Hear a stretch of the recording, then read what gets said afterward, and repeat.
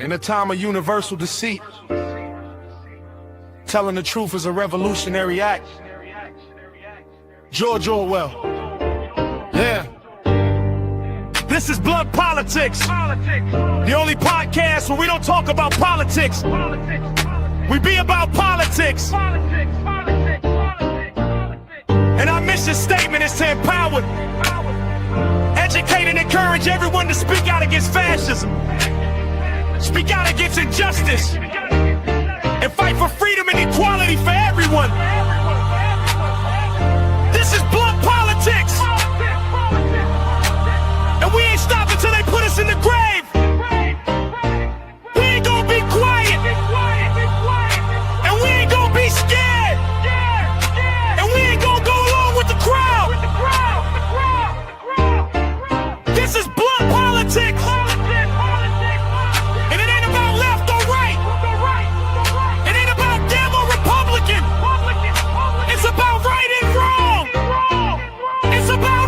I'm not a big fan of wasting time, so what do you say we just hop right into it? What's going on, guys? I'm Boston Brian. Welcome back to Blunt Politics. I do appreciate your time. I know that is the most important thing that you have in your life, so I appreciate you sharing just a little bit of here with me.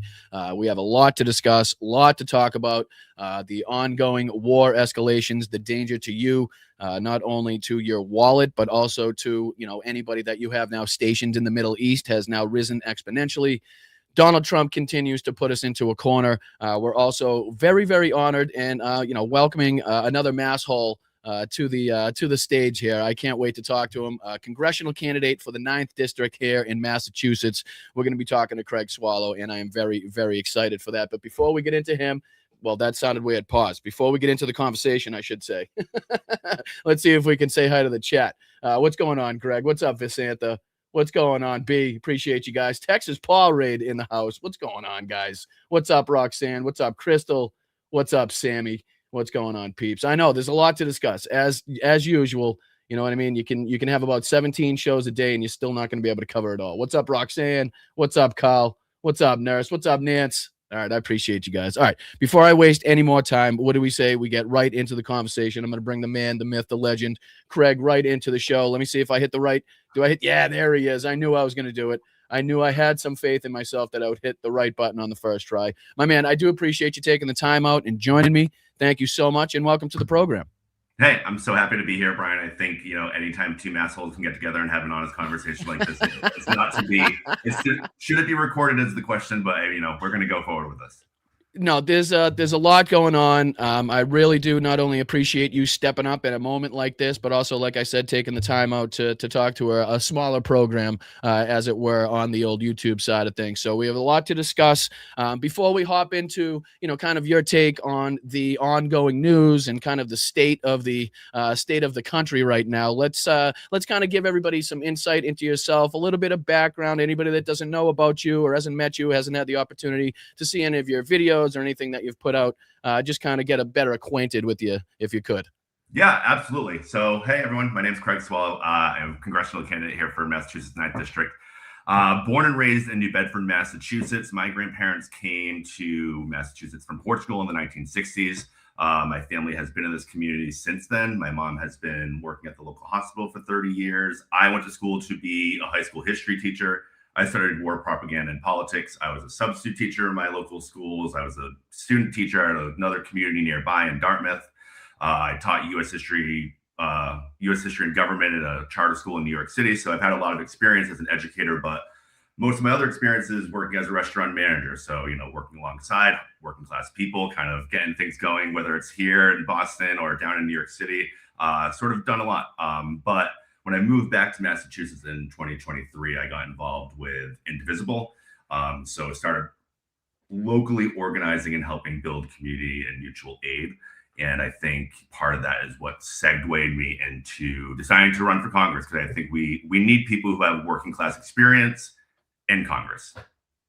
Well, you mean you touch on it right there, the blue collar aspect. And, I think we kind of try to hit on that here at Blunt Politics. We don't, put our pinkies up. We're not necessarily trying to teach anybody anything. We're kind of learning together. We're just a community kind of built up of people that are frustrated and angry at the system and want to see change. The blue collar aspect, and obviously the affordability crisis in this country that's been ongoing well before even Donald Trump got into political office, something that people have been frustrated about for a long time. The growing wealth gap between CEOs and people that run these corporations and the people that are actually making these corporations function and giving them the ability to make those billions, if not trillions of dollars. So, to have a working class candidate, somebody out there that's willing to represent kind of, not the lower class, so to speak, but the people that are kind of forgotten, but the people that are most affected usually by these policies and by the government actions itself. So we do appreciate, obviously, somebody out there and looking at your platform, which is pretty good. Let me see if I can throw this on the screen, because anybody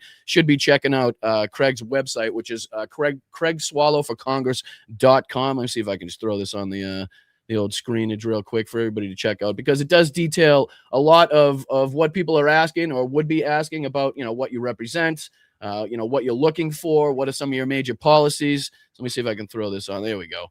So this is Craig's website. Anybody that wants to check this out, obviously, if anybody wants to chip in, there's a way where you can do that as well. So CraigSwallowForCongress.com. If anybody wants to check that out. And like I said, it does a great job here of going through kind of, healthcare, education, workforce, housing, energy and climate justice, cost of living, and basically where you stand on those. So what would you say is kind of the main reason you inevitably decided to put your name out there and to get involved? Is there a main instance? Is there a main action, something specific you can kind of point back to? Or have you always been political and kind of had this dream, so to speak? Yeah, I think before I decided to run, I always considered myself like as an informed voter. I think that was the most important thing for me. Understanding the issues that are at hand, kind of sifting through that that social media misinformation, especially studying propaganda in college. I felt like that was necessary for me to not only do that, but also speak out about it, in just my own personal way. But I think moving back to New Bedford in particular and being back in my community, there was an incident that went viral with ICE smashing a window into a car and kidnapping a local community member. And for me, I think that's when I really started to understand what the impacts are, and that we need people to stand up that are from our community and understand what's happening, not just people who move around from district to district to hold on to power, or are millionaires who don't really understand what it's like to open up that Eversource bill every month. And so I think just kind of looking around and starting to feel like the representation doesn't really reflect the population or the constituents really just started to bother me. And, I think all of us here could kind of also say it just seems like Democrats did not know how to respond to this, still kind of don't know how to, and are just like, Are you saying you don't see a lot of yourself in Chuck Schumer? Is that what I'm getting? Yeah, I would say probably not. And I would say, I think, after all this, Schumer and Jeffries should probably consider not having leadership positions and for the party anymore, because I think they both failed. I mean, yeah, it is frustrating to see where we're at, and obviously now the consequences of that. But obviously, I don't want to go too quickly into the current events aspect, because boy, can we get lost in that. But like, as far as becoming a candidate, I've always been curious. What is it? How involved is it? Like, how much of your time, how much of your daily life is now contributed to try to get, the signatures required, to try to, shake hands with the people necessary to kind of make the interactions and acquaintances that you need to kind of get your name out there. Like, I've always been curious, because people love to say, one day I'm going to throw my hat in the ring, but what does it really entail? Yeah, I think first of all, it's not just all of my free time. It's my husband, my parents, right, my friends, people who have taken time out of their lives to support and volunteer. And I think that's super important. So it is all of my time, because if we are running a campaign and a platform that is supposed to be anti what the Democrats represent right now, then I think we have to be that difference. And so being out in the community, being the areas, especially District 9, if anyone on this call understands it, the Cape, the islands, going up to South Shore and South Coast, there it's very purple. It is the most purple district of Massachusetts. But I don't believe that is because people are, Republican and really want to support that party. I think it's people felt left behind, and there was a voice there offering them something that they weren't getting from Democrats. And so, yeah, part of now, being a candidate is all of my free time goes to this, which is exactly what I understood. But to be on the ballot in September, paperwork came out February 11th. We have to gather 2,000 signatures, bring them to each town, have them certified by their local town clerk, recollect, bring them to the Secretary of State, make sure those are all, verified and ready to go. So 2,000 signatures are necessary, but for me and my campaign and those who are volunteering, we're not stopping there. We're just going to keep on going and collecting signatures until the last possible moment that we can get them all verified, just to show that a young progressive candidate who wants to take care of working class values and not major corporations can actually win without taking PAC money and without doing all the things that Democrats say that they have to do in order to win. I think we can prove that's not necessary. Oh, well, I think, what is it? Bill Keating, who is the other member there that'll be in the primary, I believe, who is responsible. I think he's taken some $367,000 from pro-Israel lobby groups in his time there. So I think I looked that up on Track APAC and picked that one out. So again, it's this, dark money. It's this, taking money from the Israeli lobby that, again, people really look at, especially now. You know what I mean? As for what we're seeing with the war in Iran, people, and obviously their kind of suspicions of who led us into this war and kind of who's responsible, at the end of the day for kind of, coercing Donald Trump, the idiot that he is, for engaging in the actions that we've now engaged in.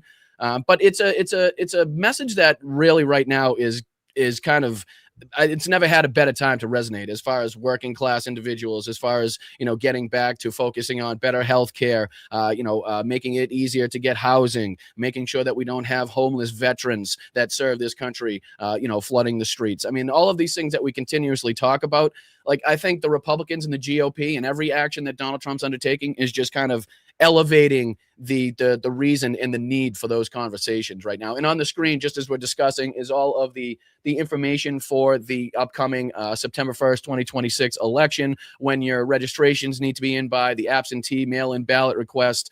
So again, anybody in the area, anybody in the 9th Congressional District watching this, you can be up to date and up to speed on kind of all of the details that you need to have to get your vote to count. You know what I mean? Absolutely. Yeah, for sure. And I think, and a little bit of what you're talking about, regardless of what political party your representation may be in, I think it's always a concern when politicians are regulating industry that they are trading stocks in and then also accepting PAC money from. And so what is the message that sends, to someone like me, and why I decided to run, is that we are not the main focus.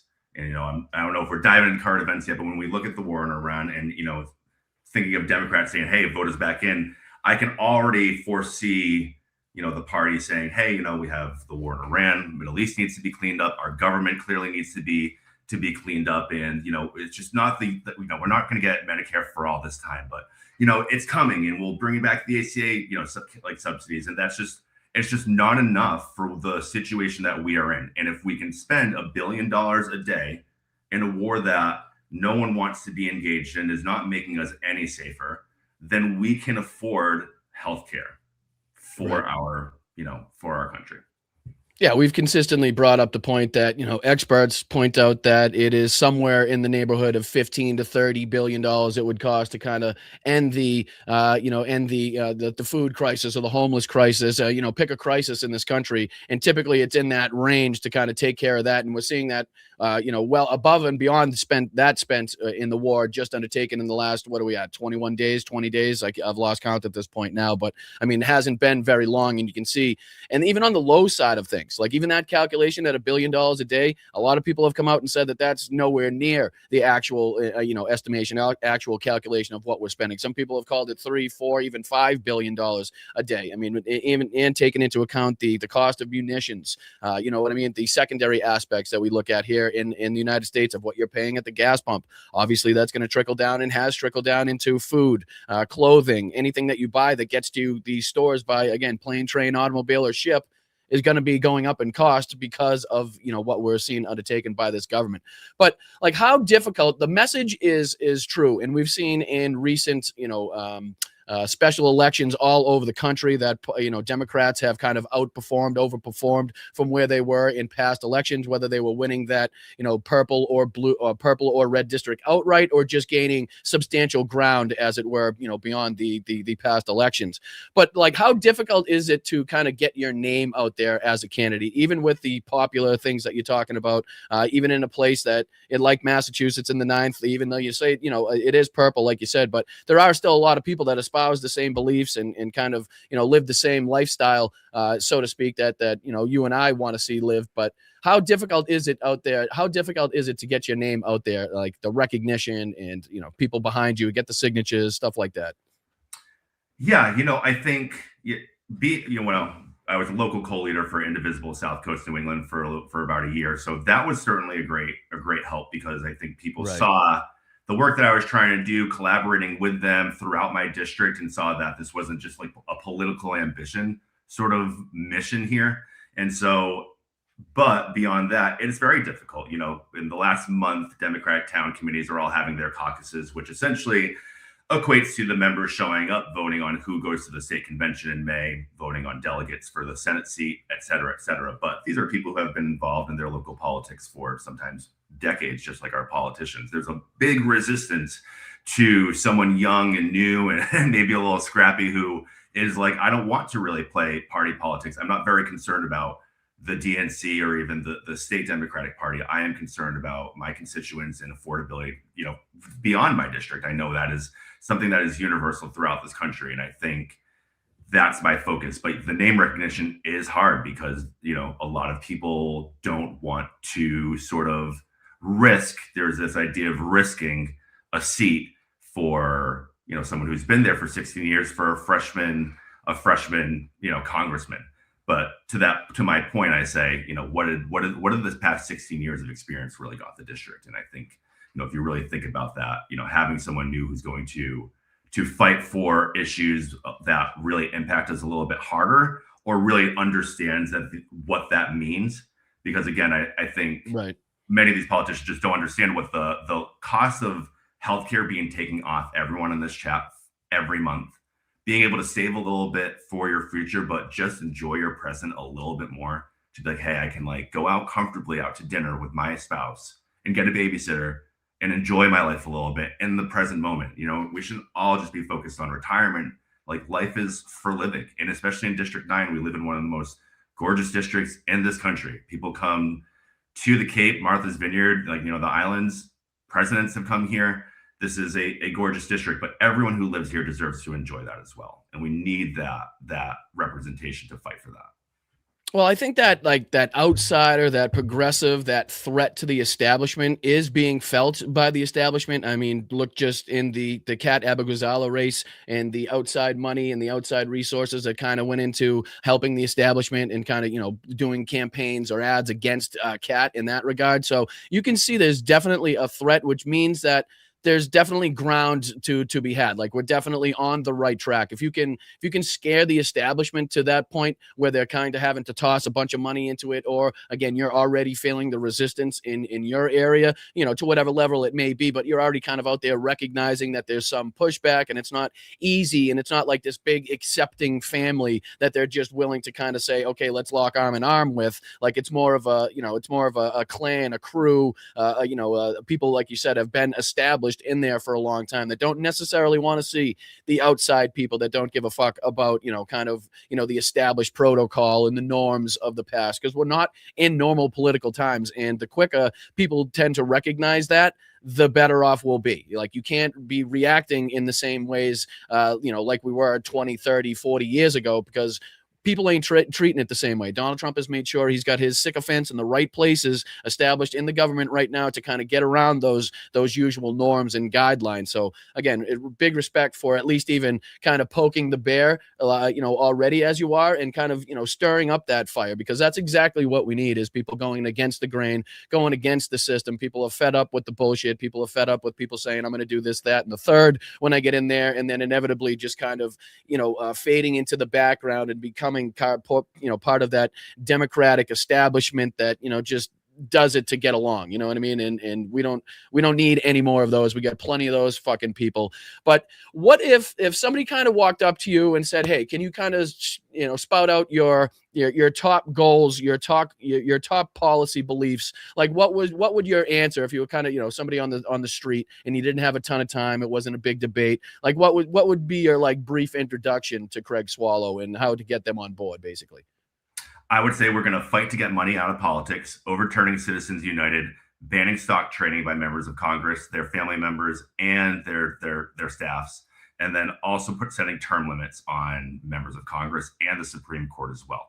I think right away that changes exactly. Wait. I'm sorry. I don't know about this. Are you saying it's a bad look to have our representatives being wheeled out and carried out of the Senate in the chambers? Are you saying that's a bad look, that they have to be stuffed and fucking crammed into the back of their vehicles because they don't have control over their limbs any longer? And no, I'm not talking just about the guy that you think I'm talking about on the Republican side. There are many of them out there that, again, are not looking too good and have been there way too fucking long. They're so out of touch with reality. Like you were talking about earlier, wouldn't even know what it's like to go to the grocery store anymore, or again, to have to pay the light bill, as you brought up. Like, they have their people to do that. Okay. They have their assistant to take care of that, which again is not how we operate. Right? Like, I'm meeting you here for the first time, and I can tell you, you're not going to have a butler walking through that fucking door behind you asking you what you need for lunch and stuff like that. You know what I mean? Like, obviously, working class people know a working class guy, know working class people when they see one. So, again, going into more kind of the news aspect, can I get your take on basically just the ongoing craziness, and then we could dive back into obviously your platform. But I'm dying to know what you're thinking about and where you think we're going as far as, again, the war in Iran and the escalations that we've seen. We're talking about nuclear facilities again, beyond gas fields, beyond oil facilities, beyond the price that we're paying at the pump right now. I mean, we're talking about water desalination plants. Like, if you thought bombs and missiles and 2,000-pound bombs was a fucking way to see a lot of people die, like, just wait until you cut off the potable drinking water in the Middle East, and then wait till you see what comes from that, right? Like, that's when you really start to see some problems. So just kind of your take on what you're seeing here. Yeah, I am just tired of seeing us try to execute another regime change in the Middle East, for the sake of oil prices, and for big business. This doesn't benefit anyone who is on this call. This doesn't benefit working class, and it certainly doesn't make our nation safer. If anything, we are just radicalizing another generation in the Middle East to absolutely hate us. And I just think it is an abject failure. Like, you can acknowledge that the Ayatollah was awful and was not, what the Iranian people deserved, but we cannot be the world police. We cannot set precedent that every time that you don't like a world leader, because other nations will start thinking this way too, you can go in and kidnap them, or you can go in and murder them because you don't agree with them.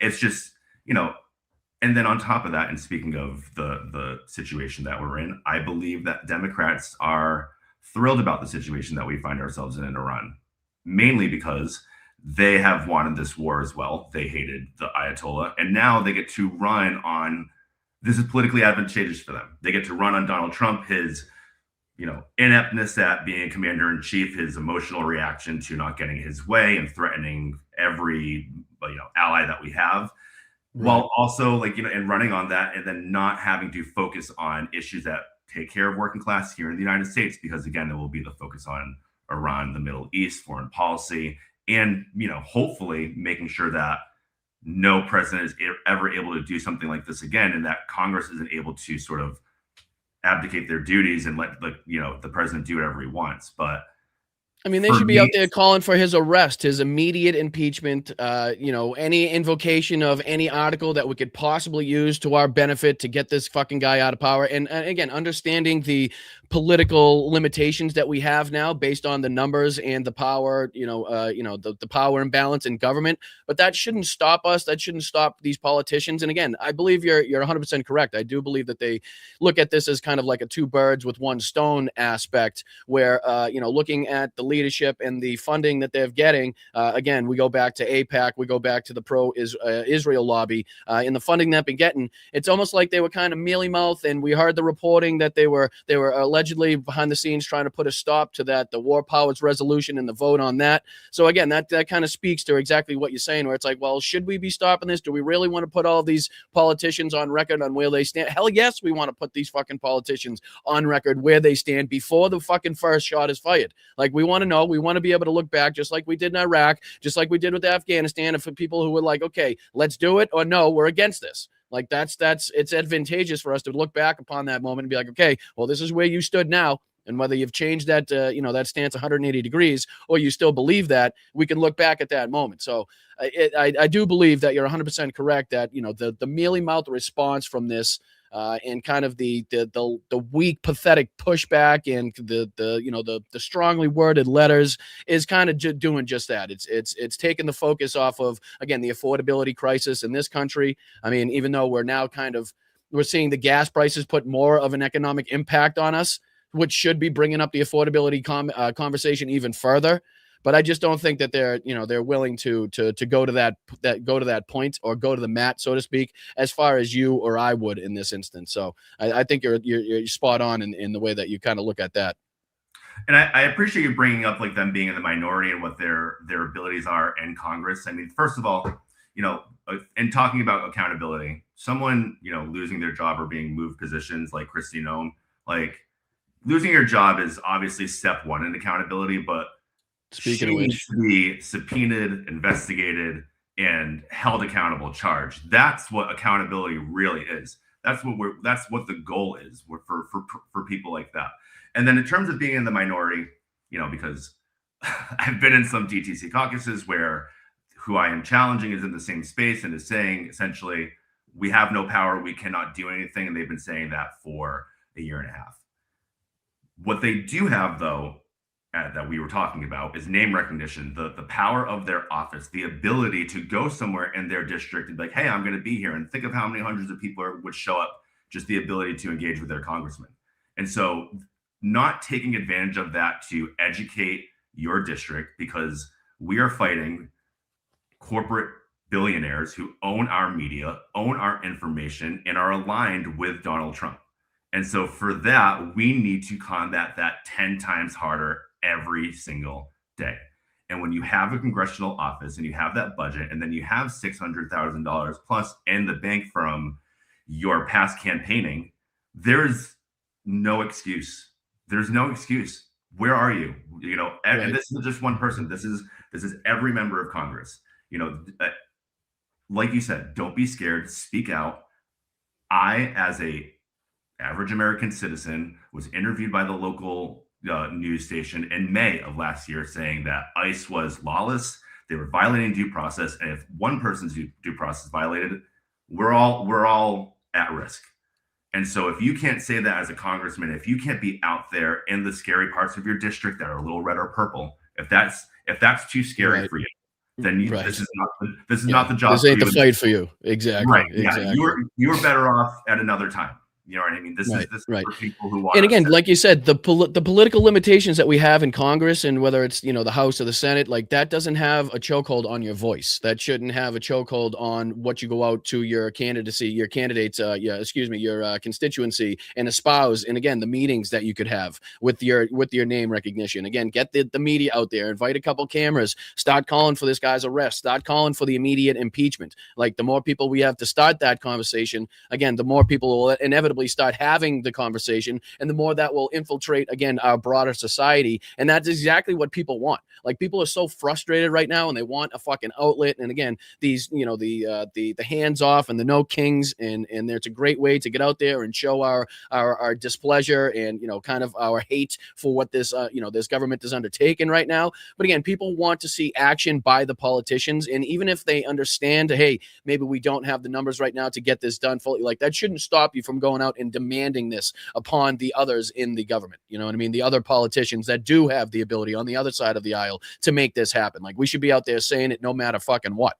Yeah, absolutely. And they should all be working together to help amplify this message. Like, just look at the Massachusetts congressional body. Like, those 9 representatives should be together every chance they get, letting everyone know what is going on. You know what I mean? Like, pulling together, whether it's federal workers who have been fired or it's experts who are like fired from agencies, and like, we're all at risk because virus, viral protection isn't there, or pandemic planning isn't there. These things that are going to inevitably have a negative impact on us.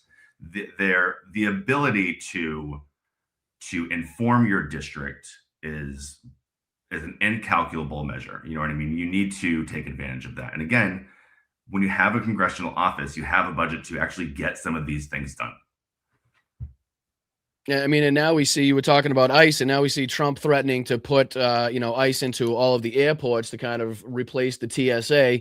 Not only that, but were you surprised to see kind of the ICE encounters up in Vermont that we were looking at recently?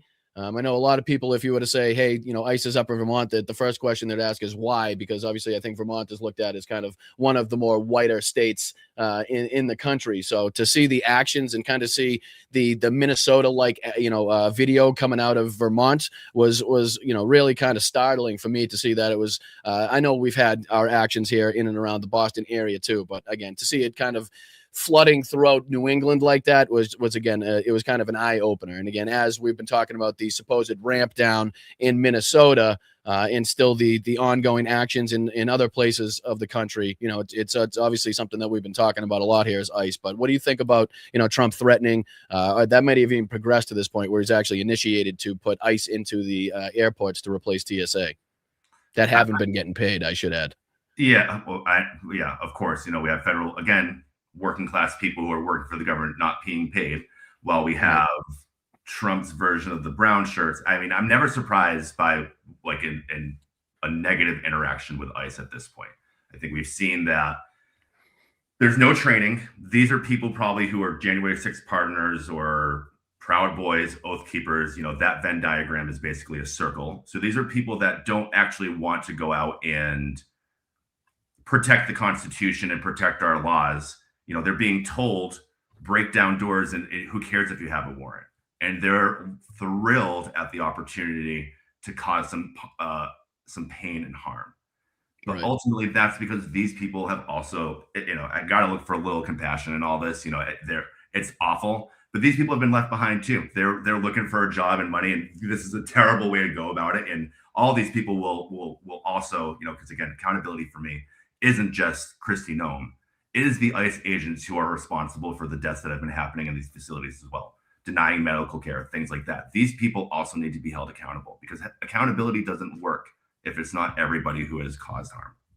And so we need some bright examples. We need some really televised, really in-depth, whether they're trials, whether it be The Hague, again, whether it be, inside of our own government, whether it be like, there needs to be some examples set of showing people, okay, anybody that's thinking of running for political office, any corrupt fraudster out there that thinks he has a shot at the presidency and thinks he's going to get in and do the same things that these corrupt assholes did, like, think again. Because not only did these people not get away with it, and maybe we're not going to be able to get to the head off the snake, so to speak. He may be able to weasel his way out of it at this point. But those underlings and the people that made it directly directly responsible for making Donald Trump's actions a possibility. Because again, without the politicians in the GOP, without those assholes, like, they're just mindless thoughts going through Donald Trump's skull. right? Those are the people that went out there and got behind them. Those are the people that went out there to fight for those racist, bigoted policies that they went to put in place, right? So to hold those people accountable, to say, hey, like this is a war crime, whether it's Pete Hegseth, Christy Nome, like all of them need to face accountability and justice at some, right. There's a whole fucking list. I'm sure we could spend the whole hour just going down the list of people. Tom Homan, Greg Bavino. I mean, Greg Bavino's trying to retire his way out of accountability. I just saw, I mean, the whole thing, the whole 9 yards. And again, it's not hyperbolic to say that in this regard. And we're talking about, you know, the moment where DHS is going around and buying fucking 50,000 square foot, warehouses to house human beings in all over the country at this point. We're seeing, I mean, we're well beyond the point of deportations to, the El Salvadorian prison there that we saw that was at the beginning of this whole thing. But I mean, again, there's so many points of contention. There's so many things happening right now that, you know, we need more and more people like yourself to step up and speak up and run for political office and make changes, especially at the local level.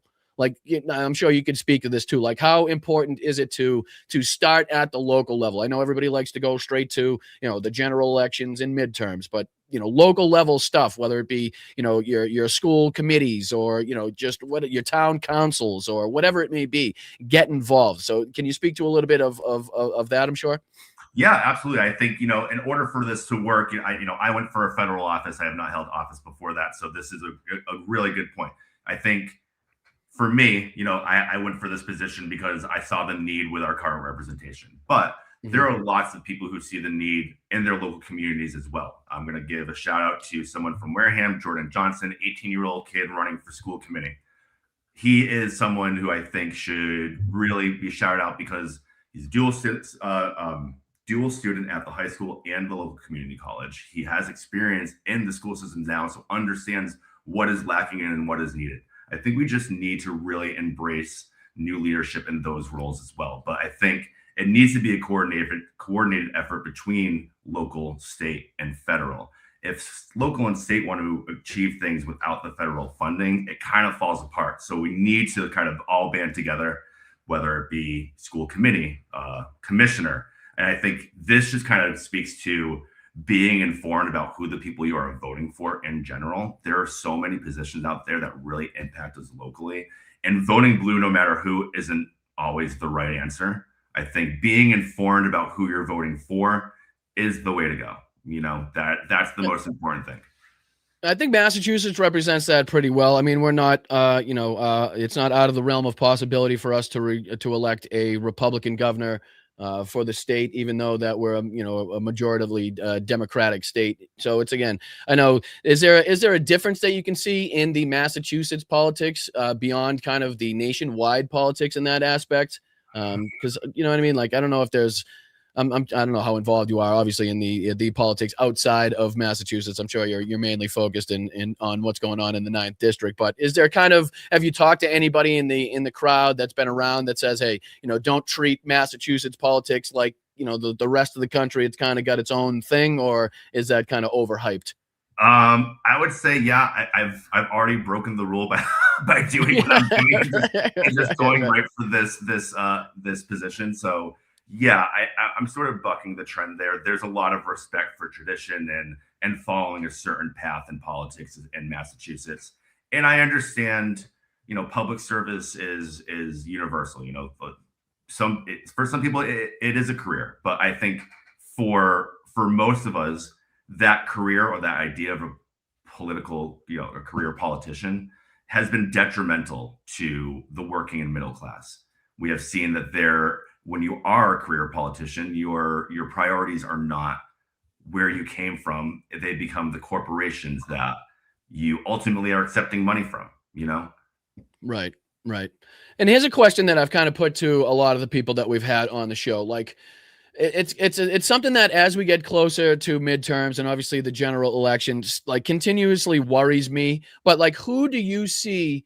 I don't see Schumer and I don't see Jeffries as being the leadership now or in the future for the Democratic Party. But who would you kind of pinpoint that we do have out there right now as people in the party, as that you would like to kind of see or would see or would be happy to see as people in leadership or having a bigger role in the Democratic Party? Like, who are kind of the all-star players, the people that you look to say, okay, that's kind of the way that I would like to do things, or at least a little bit of the way that I want to do things?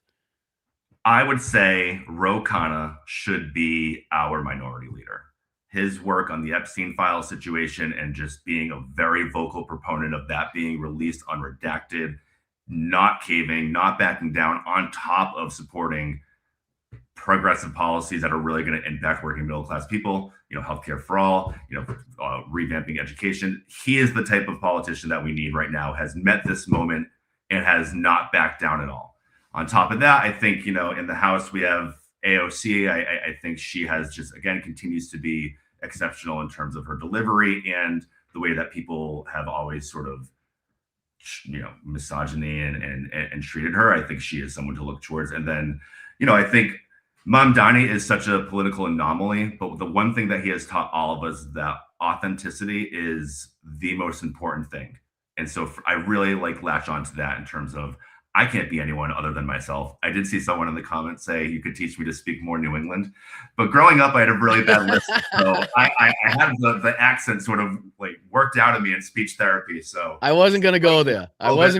You said you moved away for a bit, so I was going to use that as an excuse. It's okay. I was cool with it.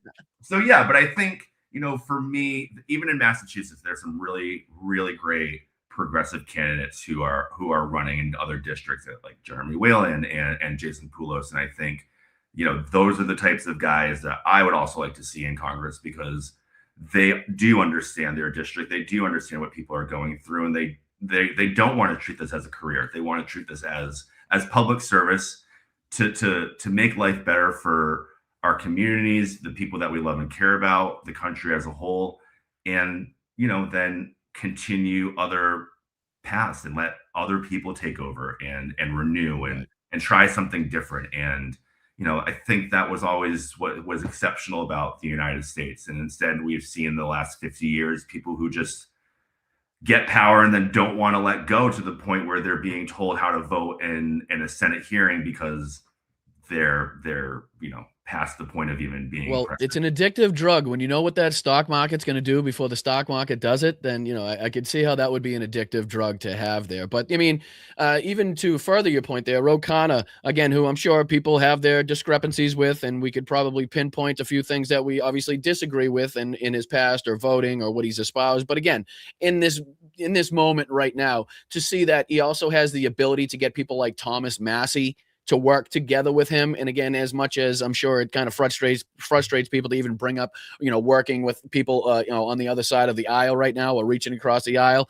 it does show that there is, some benefit there to having, somebody that can, even with the people like Thomas Massie. Like, it's crazy the people we now talk about, where it's like we kind of we use a lot of their points on the show here, whether it's Marjorie Taylor Greene or Nick Fuentes. We get a couple in the second half, in the second hour here, of people calling out Donald Trump that were, Trump bootlickers, that were sycophants, that were MAGAs, now are America First or whatever the hell. But people not on the Democratic side of the aisle, definitely not friendlies, that are now somehow, even with their kind of, brainwashed, propagandized brain, even see the reality of where we are right now. So, it's another one of those things where it's kind of politically beneficial to use those points against, the same team, the same side that they were coming from. But we also have to make sure to keep them at kind of arm's length. You know what I mean? We don't want to give Thomas Massie or Marjorie Taylor Greene too much credit either. But it does show the ability to kind of work with people that you wouldn't necessarily think would work with Democrats, and to see them sign on to things like, the Epstein law and stuff like that. So I think you're 100% right. But I think it's kind of scary the closer we get to, midterms, the closer we get to the general, not having that one figure, right? Like not having, or the 1, 2, or 3 figures even that are out there, putting their fucking chest up and saying, I'm going to step up. This is going to be my election. Like, this is for me to fucking go for. I'm getting a little bit worried that we don't have anybody there. And I'm kind of curious what you thought about the AOC kind of Bernie events that were taking place months ago, and the lack of, I always thought there was a lack of direction of what that was for, what it meant. You know what I mean? Do you kind of wish that would have continued? Do you think it would be beneficial to them to kind of start that back up again? Because it did see a lot of support. You know, it saw a lot of people showing up in all different places throughout the country, but it was just kind of a little unclear to me what the purpose was, I guess. You know what I mean? Yeah, absolutely. One, absolutely would love to see those continue. I think anytime we saw those crowds and the support that, Donald Trump and his regime do not have, that sends a powerful message. I also think there is a group of older progressives, a few from the New England area, Bernie, Warren, Markey, who have to consider that the next generation at some point does need to come into power. And how else are we supposed to get really good quality candidates out there in front of people that can get name recognition, because it is so difficult, if we don't have those three, major players on that side being out there like, hey, I'm ready to step back. You know what I mean? I am, I'm not ageist, but there is just an acknowledgement we have to have of mortality. Not that I want to quote Joni Ernst, but there is that mentality. You know what I mean? But it's up to them to be like, hey, I have been working with this progressive for the last 5 years. They're very young, up and coming. They support my legacy. They're going to fight for the same things that I have been fighting for and take over my legacy and move it on. I think there's just this, like you said, it's a very powerful current. Power is a powerful currency, and people, it kind of makes people be like, and it's so repetitious. You know what I mean? It's like as soon as they get elected, they're already out there on the campaign trail trying to get, and raise enough money, because, money's such a huge player in politics nowadays. And again, a big talking point that we could agree on is, getting the dark money and big money out of politics in general. But that just, it makes it so much more difficult for people to get into the game, because there's a lot of people out there that are really willing to take big PAC money and to take money from dark money resources, and that gives them a huge leg up. That gives them a huge boost in the race. So you're already setting yourself to a disadvantage by coming out and espousing and having the policies and beliefs that we're out there saying that we need to get this money out of politics and don't take money from the pro-Israeli groups and stuff like that. So it's inherently putting yourself at a disadvantage, but also it's commendable and it's the right thing to fucking be doing. You know what I mean? It's just it's egregious what we've seen politics divulge into now, as far as the money spent on it, the time going out there to fundraise, the text messages and the emails and the donate here, and like it's all become too much. And I think it's a pretty majorative talking point of people that they're sick of getting these fucking emails, they're sick of getting these text messages and having to send in a $5, $2 or $1 and seeing absolutely no benefit from it, no action from these people whatsoever. So it's good to talk to somebody that's willing to get in there and kind of ruffle some feathers and get in there and to cause some fucking action, to cause some change in these established places that you've been talking about. You know what I mean? I even think we need to limit to those emails and text messages points. I certainly have understood that for sure. I think we need to limit when campaigns can be run. I think 6 months before the primary is the max. Anything before that, you're not focusing on your job. You're basically in a perpetual state of fundraising and campaigning and not really actually doing your job. Also, there's been plenty of times when some of the representatives that you have on your screen will be saying that they can't do anything, and they're accepting money from the people who are going to benefit from a war in Iran. I know AIPAC is certainly the focus of a lot of people, and I understand that. I think a lot of information has come out, through Epstein files and things of that nature that makes it very concerning of the influence that Israel has on our nation. But I think any foreign PAC, any money like that is just sending the wrong message. It's obviously just saying that your priorities are that, and I think this is why a candidate like myself does not get a lot of recognition, because I don't want to support the system. I don't want to see it continue. I'd rather fight to have legislation immediately, in 2026 term, like to 28, that gets rid of that and limits what fundraising looks like and what campaigning looks like in our government, so that they are working more and they are focused on that.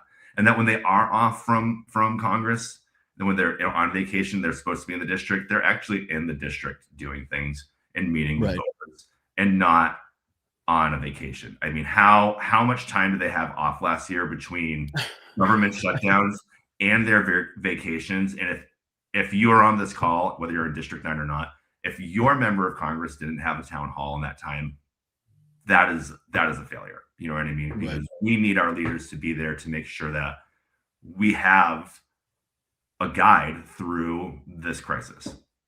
Well, speaking of talking to your constituents, what are some of the main things that you're hearing when you're out there, kind of, trying to, not give babies the lollipops and shake hands, so to speak, out there getting the signatures? Like, what are some of the main things that you're consistently hearing from people that are out on the streets?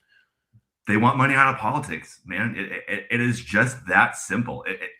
I worked at a place in New Bedford that, certainly attracted a crowd that was not politically aligned with what I believe, especially right after the 2024 election being there.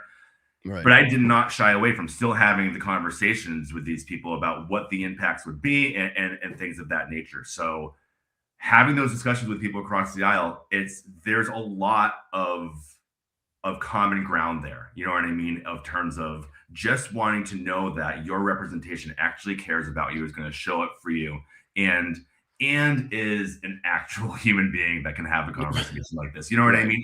Like, I understand there's sort of a protection when you kind of step into this role that you want. You know what I mean? I obviously want to protect my husband and my family and my privacy with all this, but I can't be anyone other than myself in doing all this as well. So like, there's no persona that I can sort of put on other than the persona that you have seen for the last 50 minutes, which is that I just genuinely want to see a system that I know does not make my life better and is not taking care of me and the people that I love and care about and that extended network. And I think but I think people appreciate real conversations from real people, and not this, like, every time I'm speaking in front of a camera, it has to be kind of this, this prepared speech that has been looked at by 45 different fucking assistants. And, they've taken out this word and they've changed that word to make it kind of hit the right. Like, just shut the fuck up. Like, enough with that bullshit. Like, tell us how you feel. Give us your opinions.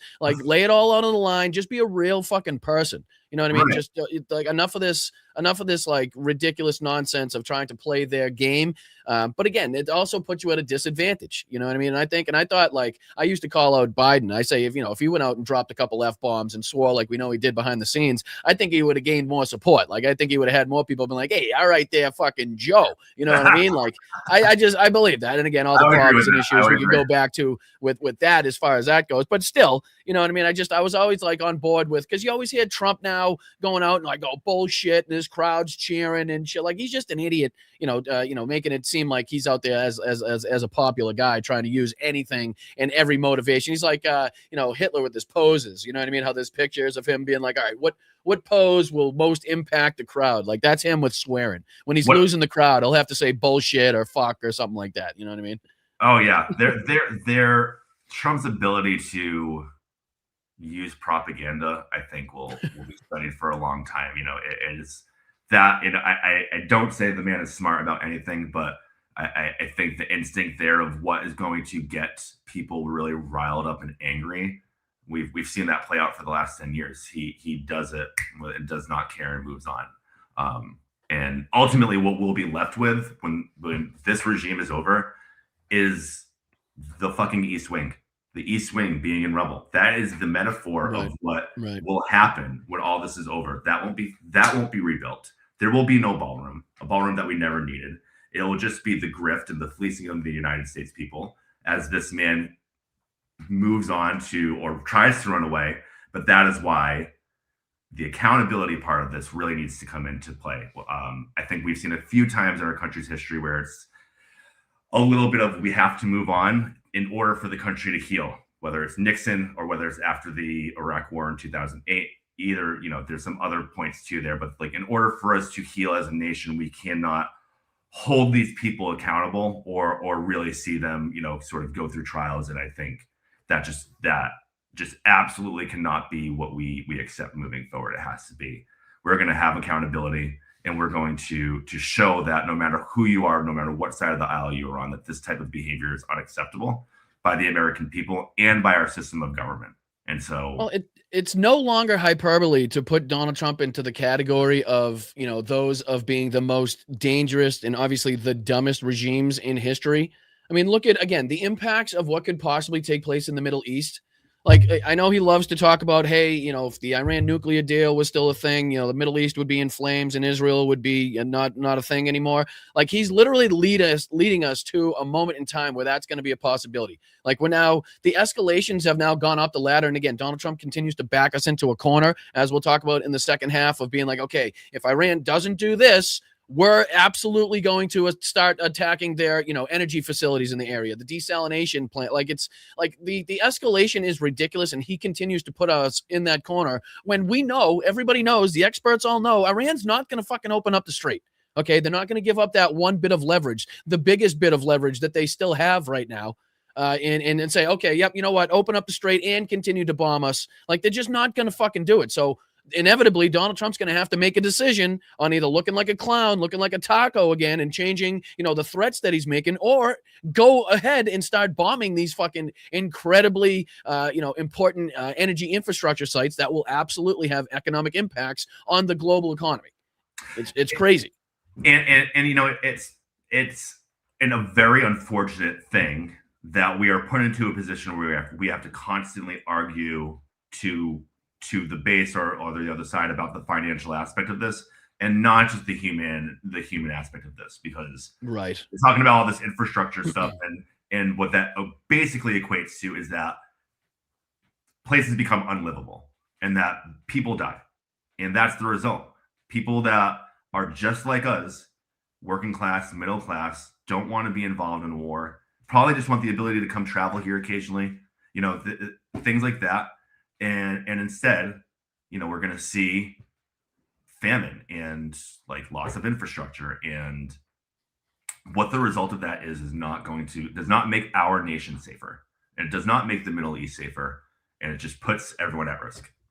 No, not by a long shot. As Tulsi Gabbard was forced to admit the other day in front of Congress, we're in a much less known position right now. We know much less now about the Iranian regime, where they stand, what they're going to be looking for, what their intent is, like, than we did when we were previously in negotiations with the previous Ayatollah. You know what I mean? It's like we have destabilized things so far in that region where, as we continue to say, it's impossible for Donald Trump to put the toothpaste back in the tube at this point.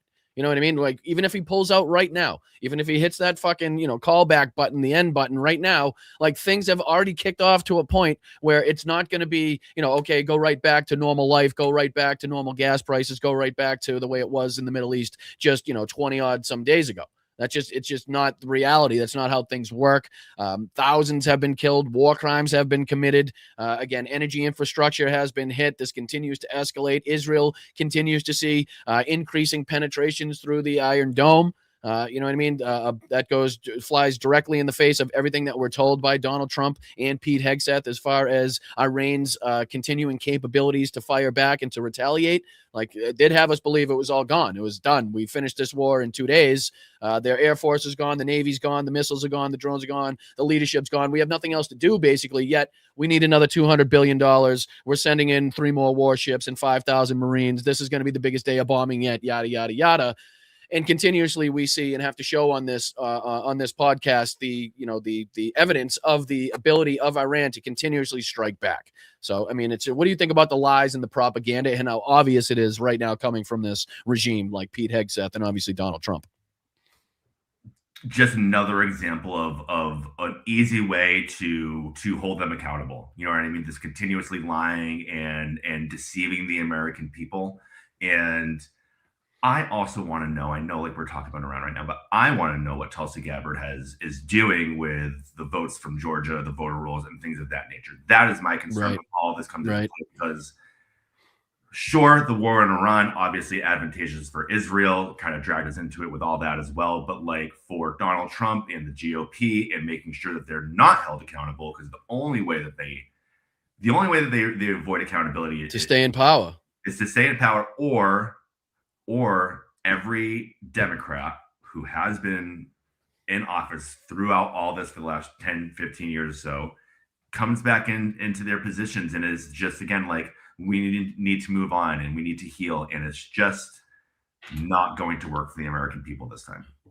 And I'm not putting it past them to have this like broader scheme. We saw the memo leak from the Trump administration where they were kind of talking about how they could change all the voting rules and regulations. And we've seen the quid pro quos given to different states about their voting rolls. We've seen obviously Tulsi Gabbard going into Georgia. They're talking about the Chinese interference, and that's kind of the excuse that they're given as far as her involvement as far as that's concerned. But as they continue to see we always go back to the numbers and the special elections that we've seen and Republicans getting their fucking asses handed to them in districts that they weren't expecting that to happen, right? Like as a bright light, as a fucking beacon for them to be like, okay, we need to do something. It's not going to be votes that's going to win us this. We need to be doing something behind the scenes to, if not win this outright, but to lessen the impact of the Democratic victory that we know is definitely coming in midterms, right? So to take the least amount of effect, the least hit that they could possibly take, even if it's just that as far as their intent, or to, again, outright steal the whole thing, change the way the voting systems. We've seen them already change like the dates and the way that mail-in ballots are kind of calculated as far as the dating on them. So we try to get everybody aware that watches this show to keep continuously keep track of the rules and regulations in your district, your area, your state, to make sure that you're doing everything correctly so that your vote counts and they don't toss it in the bin, so to speak. But like, I don't know, the whole thing of like, do you believe that this is something that they're kind of looking towards and to seeing how they could, steal this behind the scenes? Because I think there's enough evidence out there. There's enough pieces that I've seen. We could start putting the pieces to the puzzle together and say they're definitely planning something behind the scenes. Yeah, I think every accusation with them is sort of an admission.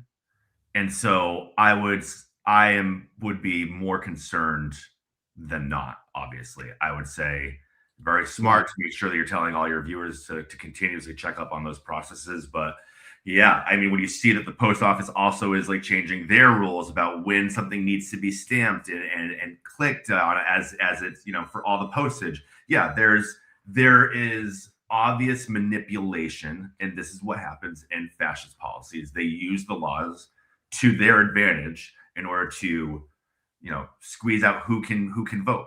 And so now, I mean, when Trump said a couple of years ago, I think in 2026 every state will be red. Part of my thinking there was that he would list the Democratic Party itself as some sort of organization, right, or terrorist organization, so that no one would be able to run. I think we all have to be hyper vigilant here in terms of being ready to just go vote in person if we have to. Right. But we cannot give up our voice. And I think organizing ultimately is the best thing. You talked about Kat in Illinois. I think she would have won if there weren't like 7 progressives in the race. I think we all have to be away from them. Yeah, we have to all be prepared a little bit to be, like not one issue voters. The Democratic Party has to be ready to welcome people that like. We can't say you have to agree with us on everything or you can't be here. We have to be willing to say, if you are willing to respect the Constitution and treat people with humanity, there is a place for you here in our party, because we want to focus on making life better and not driving us into endless conflict and supporting corporations that continue to take away wages and healthcare and things of that nature. Well, my man, I do appreciate you for joining us. If we can be any further assistance and, again, helping you get your name out there, getting some signatures, getting, a policy out there, or, if you have a statement or something you want to say, feel free to shoot me a message. Feel free to shoot me a DM. Would be happy to have you on again.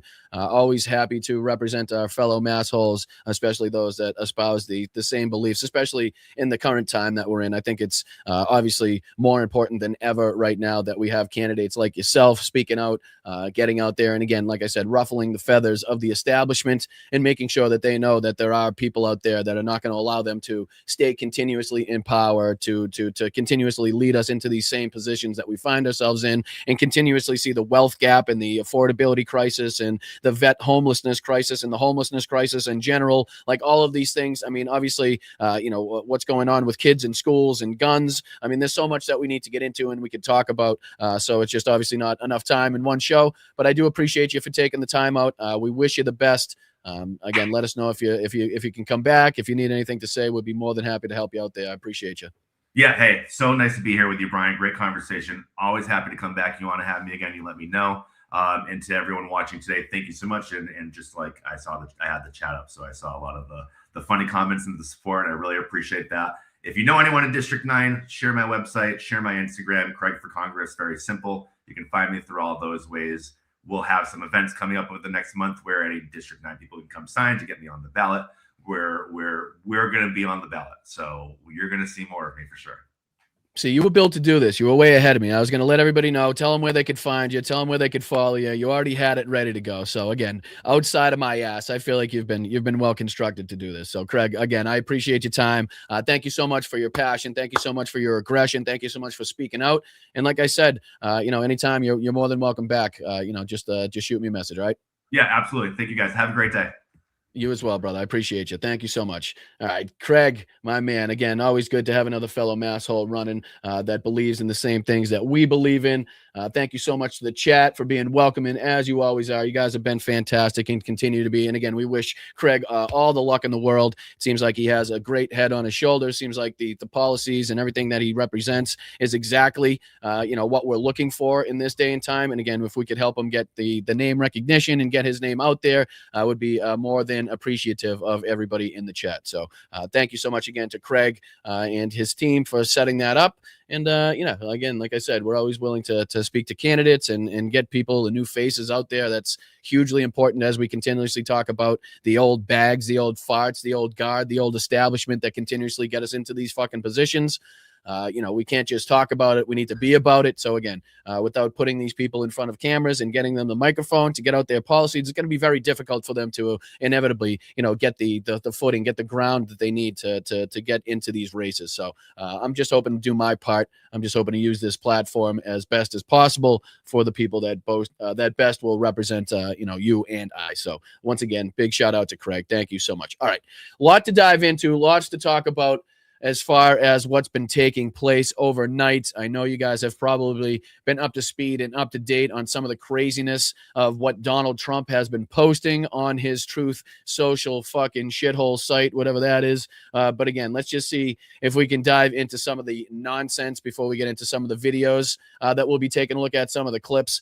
We got Preston Stewart's going to be giving us an update on what the Iran war just did as far as the dangerous turn that it just took. We'll be looking at some of the footage from some of the strikes on Israel and some of the retaliations, again, inside of Iran.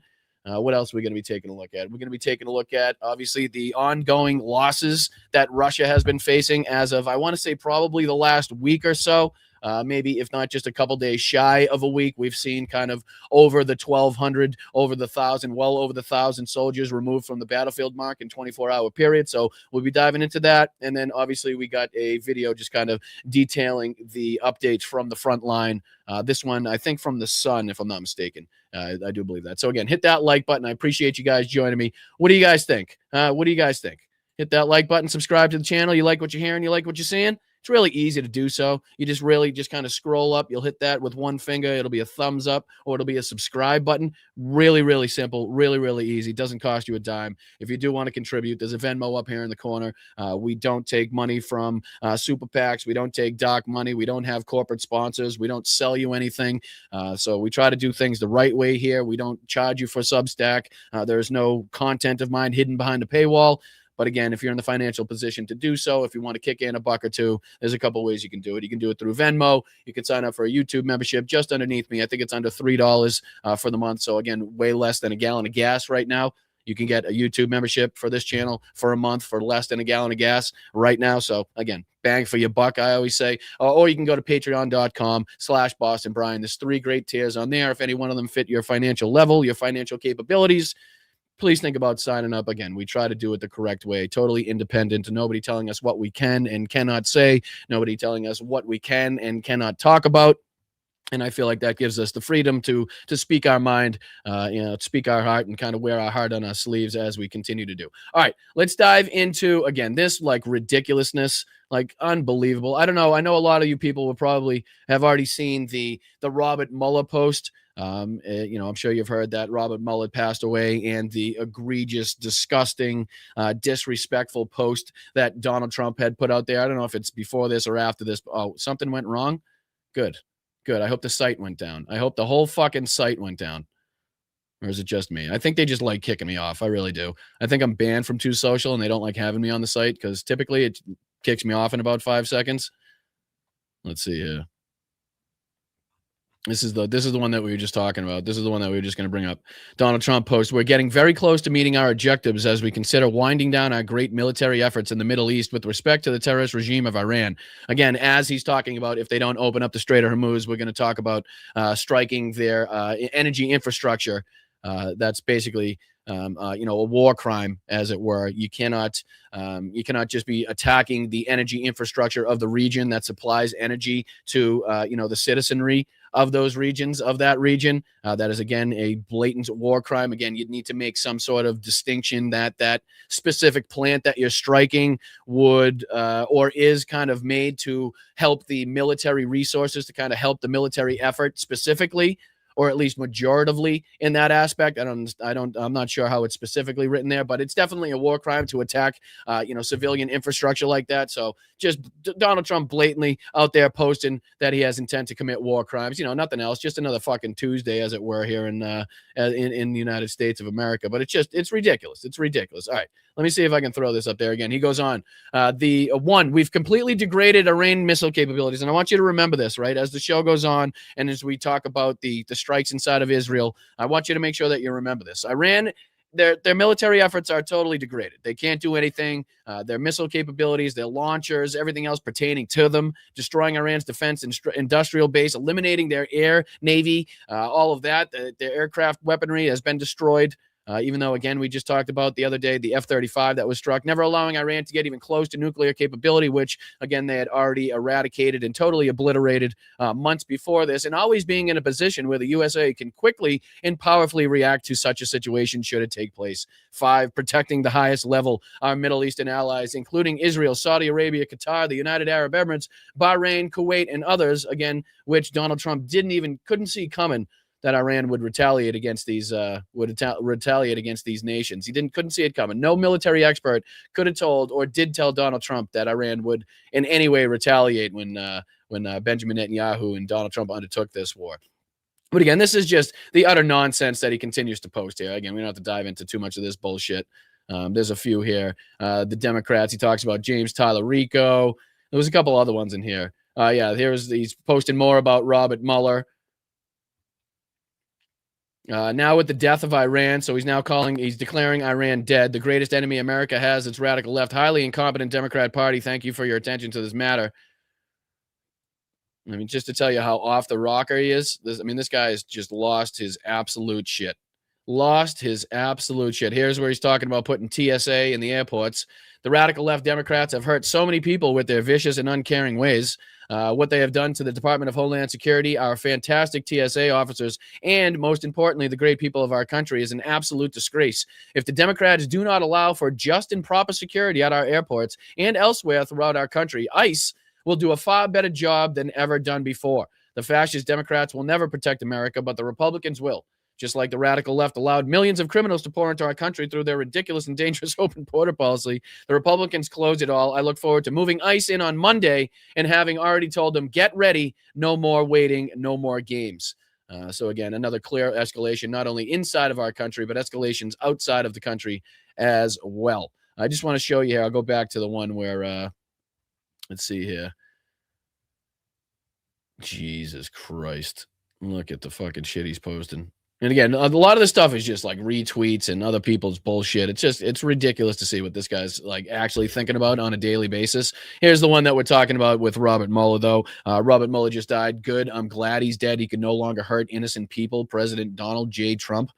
Again, this is a guy, if you dive into it, actually, and if you actually take a look at it, who did a lot more than Donald Trump could fucking ever even dream of doing. Again, any discrepancies, any problems, any disagreements you may have with Robert Mueller, I mean, that doesn't take away from his service to this country. He was cited the combat death of his Princeton lacrosse team. The Vietnam War had an influence on his decisions to pursue military service. I mean, he went on to, I think it talks about here, how he got it says right here, Bronze Star with the medal, Bronze Star medal with V, I believe, for valor, a Purple Heart, a Navy Commendation Medal, South Vietnam Gallantry Cross. After recuperating at a field hospital near Da Nang, Mueller became an aide-de-camp to 3rd Marine Division's commanding general, then Major William K. Jones. So again, serving his country with distinction. In the summer of 1968, he was sent to South Vietnam, where he served as a rifle platoon leader and a second lieutenant with the 2nd Platoon H Company, 2nd Battalion, 4th Marines, 3rd Marine Division. On December 11, 1968, during an engagement in Operation Scotland II, he earned the Bronze Star with V device for combat valor for rescuing a wounded Marine under enemy fire during an ambush in which he saw half of his platoon become casualties. Again, Donald Trump, the guy that loves to call veterans suckers and losers, the guy that says he likes people that weren't captured and likes to mock and demean and denigrate our service members, the guy that didn't show up to the World War I cemetery because he didn't want to get his fucking hair wet. In April 1969, he received an enemy gunshot wound to the thigh, recovered and returned to his platoon until June 1969 for his service in and during the Vietnam War. His military decorations and award include additionally the Purple Heart, Navy and Marine Corps Commendation Medals, Combat Action Ribbon, National Defense Service Medal, Vietnam Service Medal with 4 service stars, Republic of Vietnam Gallantry Cross, Republic of Vietnam Campaign Medal, and a parachutist badge. Again, all things Donald Trump couldn't fucking perform in his dreams if he tried. So again, just to show the utter disrespect that Donald Trump has for people in this country, human beings, people that serve this country. Again, I'm sure you guys were well aware of him posting that bullshit, but I had to kind of say my point. That kind of, frees everybody up. Again, if you hadn't already been in the position of getting ready to pop champagne and celebrate again till you're blue in the face when Donald Trump takes his last breath on this fucking earth, right? And again, feel no pain, feel no fucking displeasure whatsoever from coming out and saying that fucking good Charlie Kirk is dead, right? Thank God he's not out there radicalizing and being a racist asshole to the younger generation anymore. Awesome. Perfect. Not that we had any problem saying that before. And again, this shouldn't be the reason that brought it out. But yeah, just to show you how fucking ridiculous our president is acting right now. Again, upon the death of one of our people in our country, that is a pretty clear example, a pretty clear fucking example. Just shit. I mean, just ridiculous shit. Let me see if I can throw this on, because this kind of gives us an update as far as what's been taking place in the rest of this ridiculousness as well. Again, above and beyond what's taking place in our country, above and beyond ICE now at the airports, above and beyond, again, what you're paying at the pump, above and beyond the threat to the world economy and the escalations that Donald Trump continues to back us into the corner of. Like he just can't help himself. He just can't fucking help himself. But here's a quick update on how this is taking a really dangerous turn. Again, pretty clear for us to see how that is and why that is. But again, here's a quick update from Preston Stewart on what's been going on. And then we'll take a look at some footage that was coming in overnight on the Iranian attacks on Israel. And we can see the footage from that because, again, there's a lot of footage coming in from those that Israel does not want you to see, that Benjamin Netanyahu does not want you to see. And that's exactly why we'll be taking a look at it. All right, let's dive into it. Appreciate you guys. So the Iran war is reaching a critical phase. President Trump just drew a red line with the Iranian regime. Open the strait, or we start taking out your power grid. And Iran has less than 2 days to accept, or massive, widespread destruction across the Middle East is set to ensue.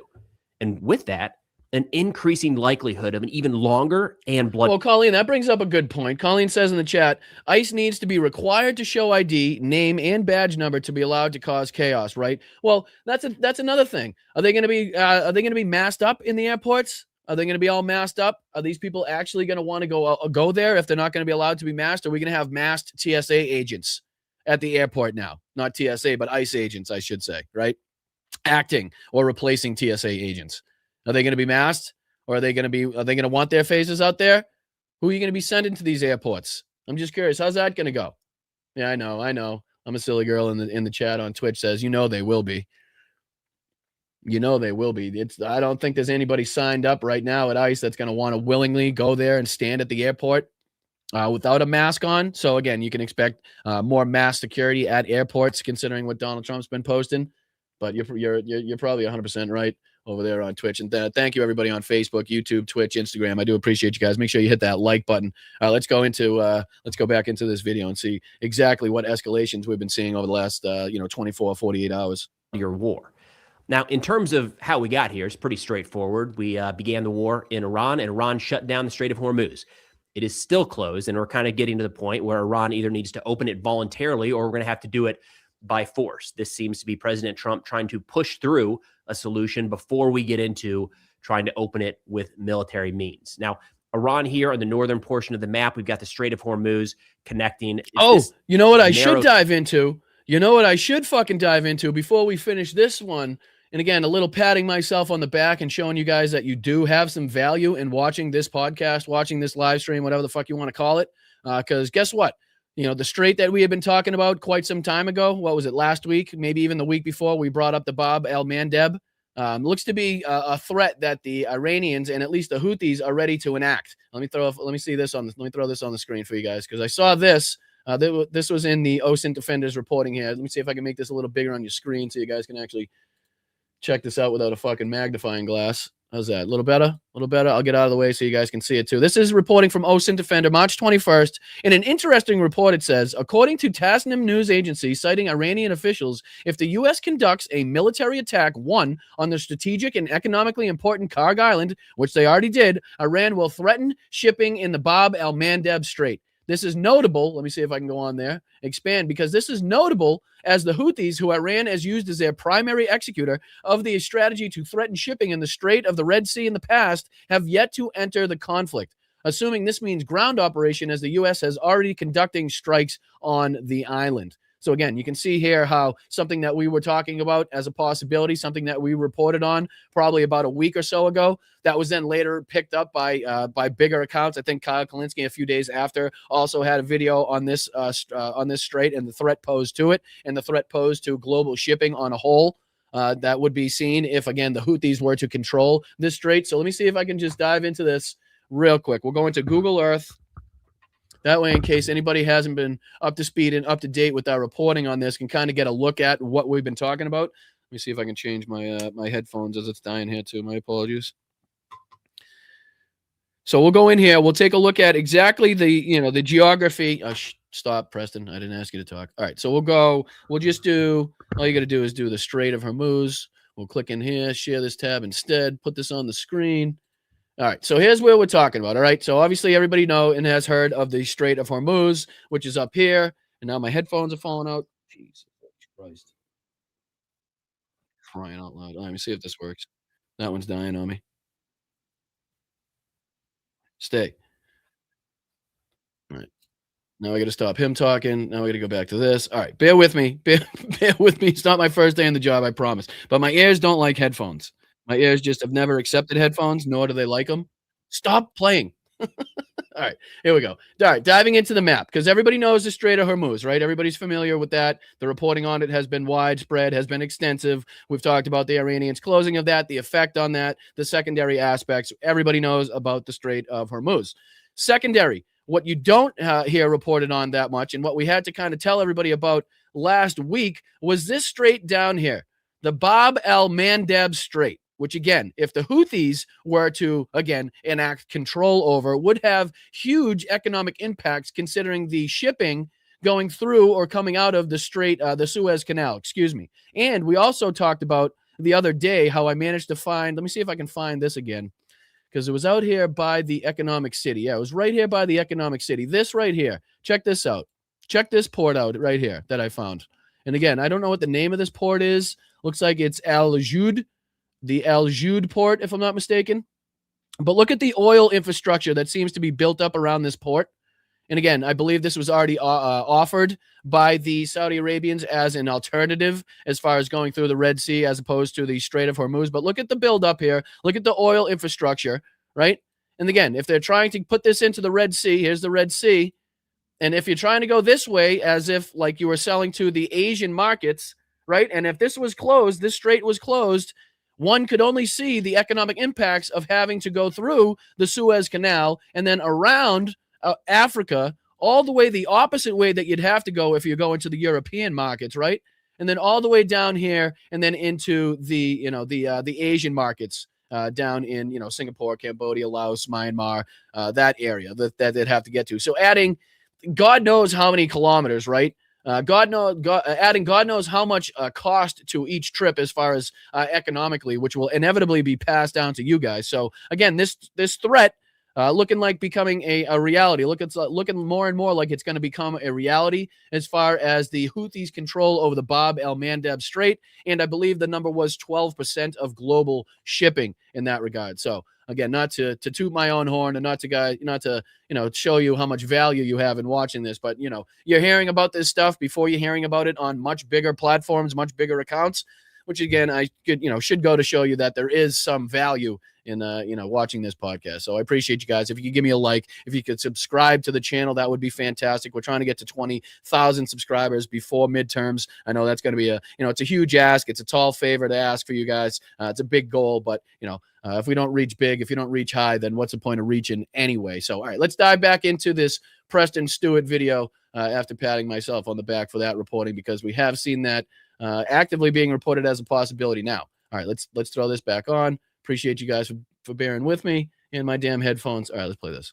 Iran, we have had to plan for the possibility that Iran might mine that strait or shut it down. They've done that, probably not with mines. That's not entirely clear, but with drones. And effectively, the strait has been completely closed for a few weeks now. Iranian ships are still getting through, and Iranian allied ships are still getting through, reaching arrangements with the Iranian regime. This is adding pressure. The impact on the global economy forces countries around the world to pressure the United States and Israel to wrap up this conflict ASAP. That is why the Strait of Hormuz and the ability to close it has a strategic significance in this conflict. And to that end, yesterday, President Trump issued a statement, a threat, really, quote, "If Iran does not fully open without threat the Strait of Hormuz within..." And again, this is Donald Trump directly backing the United States into a fucking corner, okay? This is basically saying this is exactly what we have to do now, or we're going to look like fucking, incompetent losers. So if Iran doesn't fully open without a threat the Strait of Hormuz, which again, every expert on the fucking planet says isn't going to happen, within 48 hours from this exact point in time, the United States of America will hit and obliterate their various power plants, starting with the biggest one first. Thank you for your attention to this matter, President Donald J. Trump. And again, people accurately pointing this out as being a war crime if it were enacted. Because again, you'd need to show specific, intel, specific fucking evidence to suggest that the power plants that you're striking were being specifically used and majoritively used for the war effort, and not to, again, put the power or energy into the citizenry to make sure that they have lights, to make sure that they have heat, to make sure whatever else it goes towards there. Again, a complete and total fucking war crime of punishing on a broader aspect the citizenry of the country for what the government is now undertaking. You cannot have collective punishment. And Donald Trump here, again, posting the evidence of his war crimes at 7:44 Eastern time on March 21st, 2026, in case anybody was wondering. 48 hours from this exact point in time, the United States will hit and obliterate their various power plants, starting with the biggest one first. Now, a note on the timing there, because President Trump was very specific, 48 hours from this exact point in time. That exact point in time was 7:44 p.m. Eastern, Saturday, March 21st. So 48 hours after that, that deadline would be 7:44 p.m. Eastern, Monday, tomorrow, March 23rd. We'll keep an eye. It's another red line that's been thrown out there, and that's a risky maneuver whenever you do that. If Iran calls the bluff, are we actually going to carry through with striking the energy infrastructure? Because this really spreads fast. Now, to give you an idea, the largest power plant, to my knowledge, in Iran that President Trump is talking about here is just southwest of Tehran. This is the Damavand Combined Cycle Power Plant. So if he says we're going after the biggest one first, this is the one on the screen here that you would expect to go boom in, about 36 hours. And again, I believe, as Preston will go on to kind of talk about here, there's absolutely no evidence to suggest that Trump or the Trump administration, the Trump regime of Pete Hegseth, has any evidence to suggest that this specific plant right here that they're talking about attacking, if they're going for the biggest one first, as Trump had posted, is going towards specifically helping the Iranian war effort, right? So again, another clear-cut evidence that this is also a plant being used by the citizens to, again, live their daily lives, which, again, we're not allowed to attack, okay? Just period, point, fucking blank. From now, this gets into very tricky waters, to be blunt. If we just take out all of the Iranian energy infrastructure that is targeting the civilian population, that is a war crime. It's what Russia is doing in Ukraine.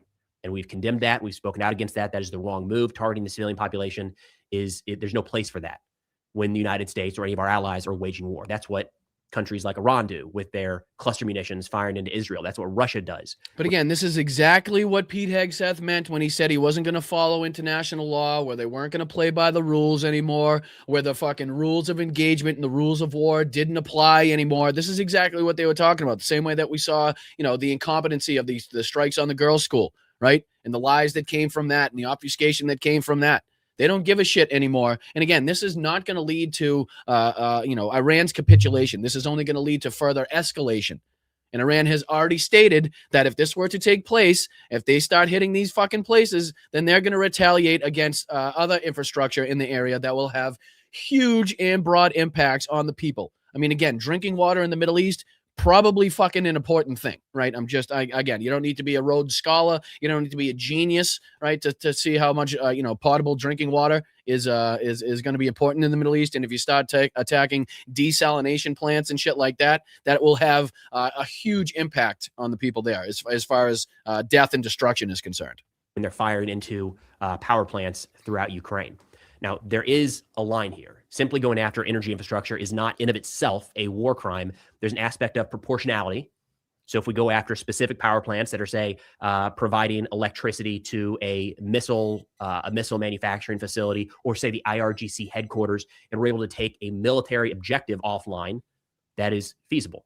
But if we just remove, again, to take it to the extreme, all of the energy infrastructure in Iran, that would be tantamount to a war crime because it is targeting the entirety of the civilian population. So, and again, what trust do you have in the Trump regime to, again, follow the rules that are necessary out there to determine or to show the intel in which that these power plants that they'll be attacking were going directly towards the war effort and have no benefit towards the public themselves, have no benefit towards the Iranian citizens themselves?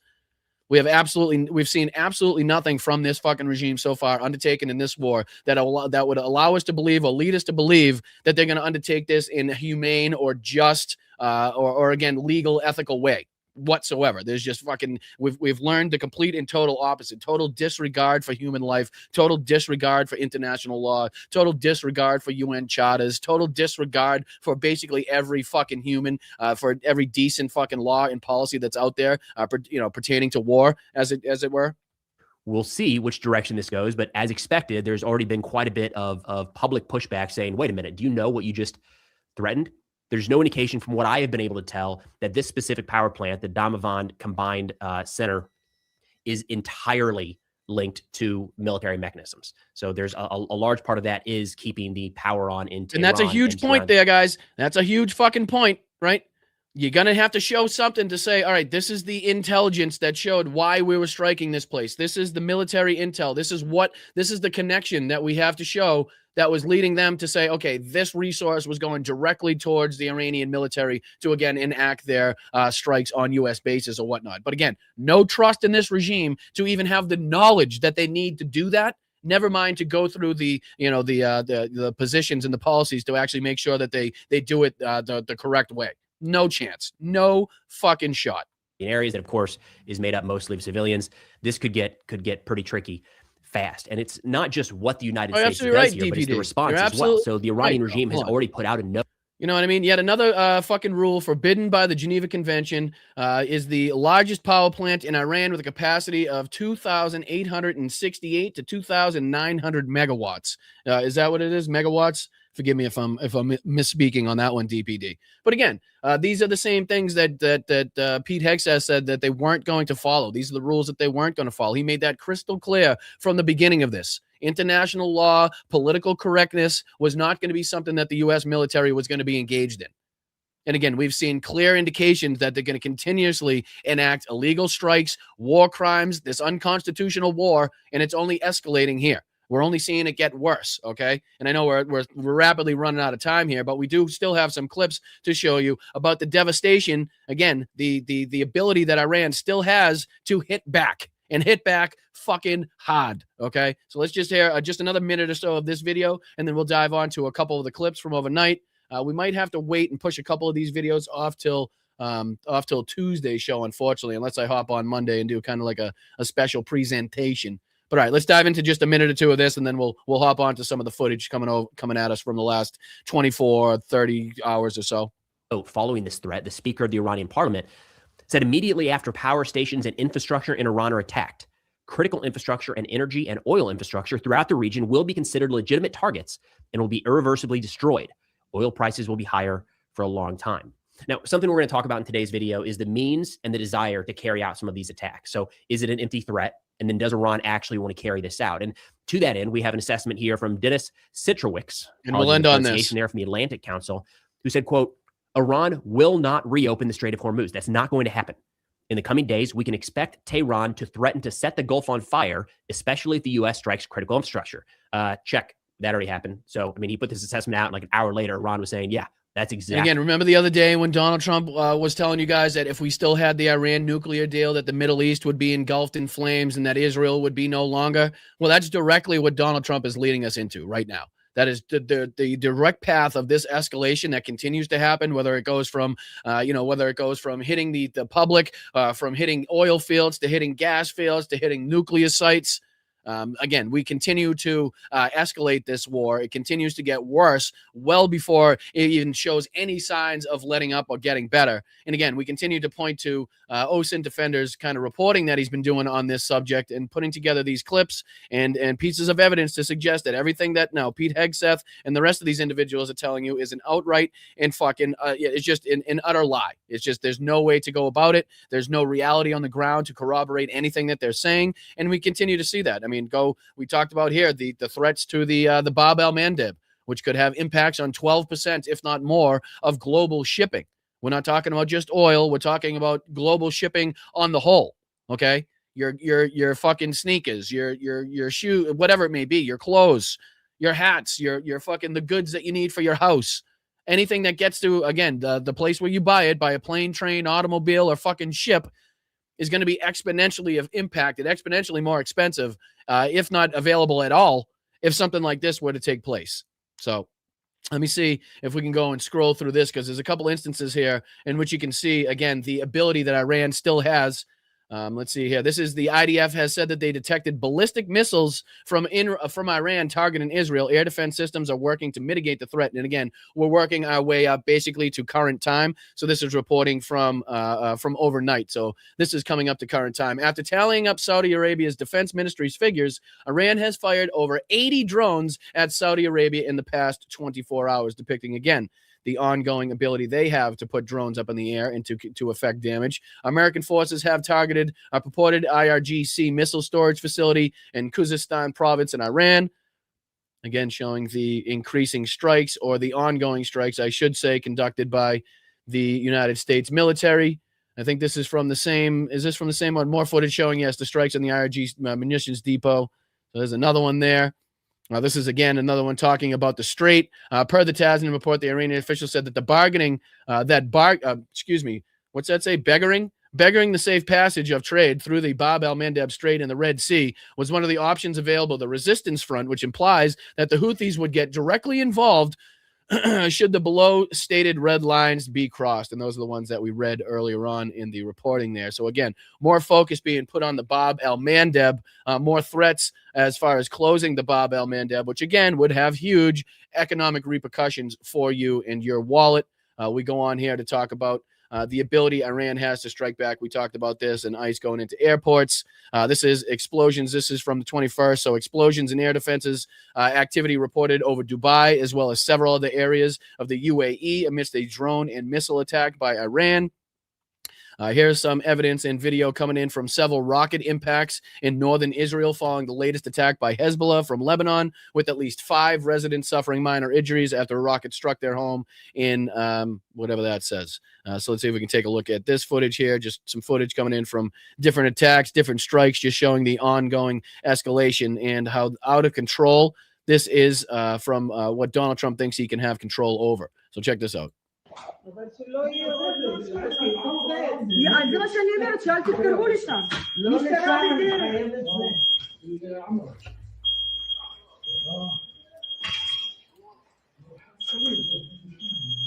So again, that wall looking like Charlie Kirk's neck. All right, let's see if we can go on here. Here's one from reports now of possible Iranian ballistic impacts in southern Israeli city of Dimona. Dimona was one of the ones where we're going to be seeing a lot of these angles, a lot of this footage coming from the site of Israel's Shimon Peres Negev Nuclear Research Center. Again, just showing you the escalatory effects of this war, what's now being targeted. Here's a video from that impact right here. Let's see if we can take a look.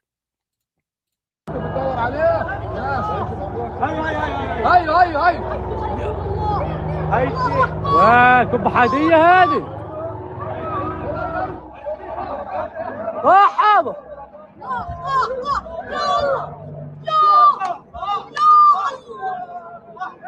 والله طاحت بس زي الخبط والله يا طاح. Again, like I said, there's multiple videos coming in from this as well. Here's another one, I believe, insane footage showing the moment that the Iranian medium-range ballistic missile struck Dimona. Let's see if we can take a look at this.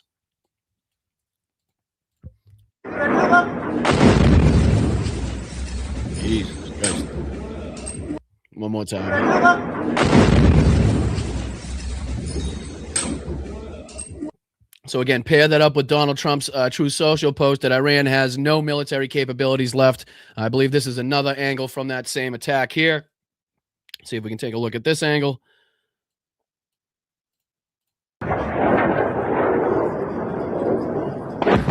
One more time. Fucking craziness, absolute craziness. And you got to think how crazy it is that we are the ones responsible for this. Fires burn at the impact of the Iranian ballistic missile site in southern Israel of Dimona. Has footage coming in from that, or a picture coming in from that, I should say. Here's further evidence of that. I believe 20 injuries being reported so far as Iranian ballistic missiles impact in Dimona, southern Israel, according to Megan David Adom. Excuse me if I'm mispronouncing that name. I think this is just more footage, more pictures coming in from that. See here, I think there's much more footage as well. Additional footage showing a failed interception attempt of the impact of an Iranian medium-range ballistic missile within the last hour in Dimona, southern Israel. Again, this is from the 21st, so overnight. Let's see if I can throw this on the screen here. Again, these are just short clips that are making their way out of this. Typically what you get out of these, if anything at all. So let's see if we can take a look.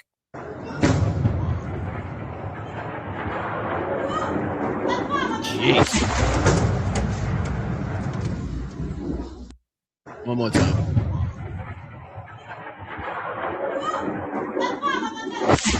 Damn. You see the shock waves coming off of that fucking thing. That was no joke. That was no joke. We go on here. This shows more footage showing an interceptor trying yet failing to down and resulting in the impact of a Iranian ballistic missile. This is the same impact there in Dimona. Again, just a different angle. Let's see if we can start this over. Take a look at this. Whoa. You can see the interception attempt there. If we go back, you can see it trying to intercept it, but allegedly assuming failing in doing so. Interceptor. Whoa. Whoa. Misses. Whoa. Impact. Whoa. Whoa. Abba. Whoa. Whoa. Abba, this hit the first part. Wow. That is crazy. I just.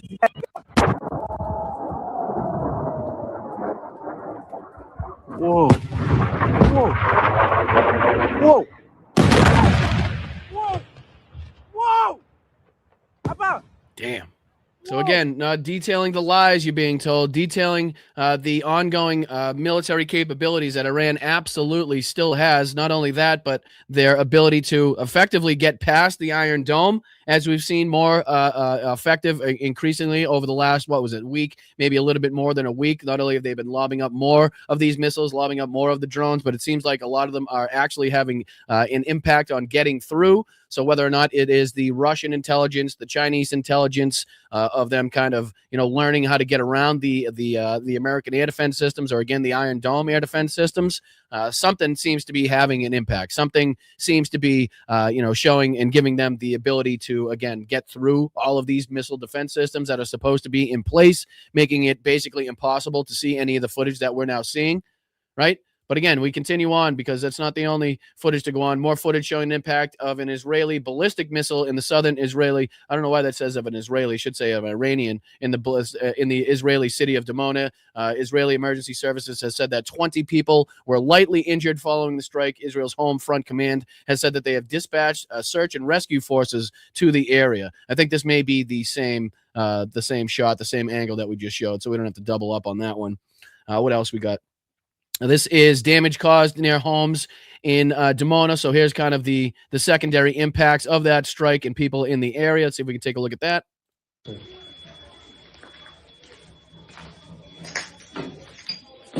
כמו שהבית שלי מפורק, תראה, החלונות נשברו, הדלת של הבית יצאה מהמקום, החדר שלי, הכל, נפילה צמוד לבית, אני אראה לך עכשיו את הנפילה בחוץ. Again, it's amazing how fucking cold these situations can make you, because I'm struggling in any fucking right to find the sympathy or empathy anywhere in my fucking soul at this fucking point. But again, we go on. Let's see if we can take a look at this. I think this is more impacts here. Search and rescue operations continue at the site of the Iranian ballistic missile impact in Dimona. Again, just showing and depicting a little bit of the damage seen on that site. קדימה, משימה חשובה, ביצוע סריקות. קדימה. ביצוע סריקות מהירות בכל הנקודות לדווח.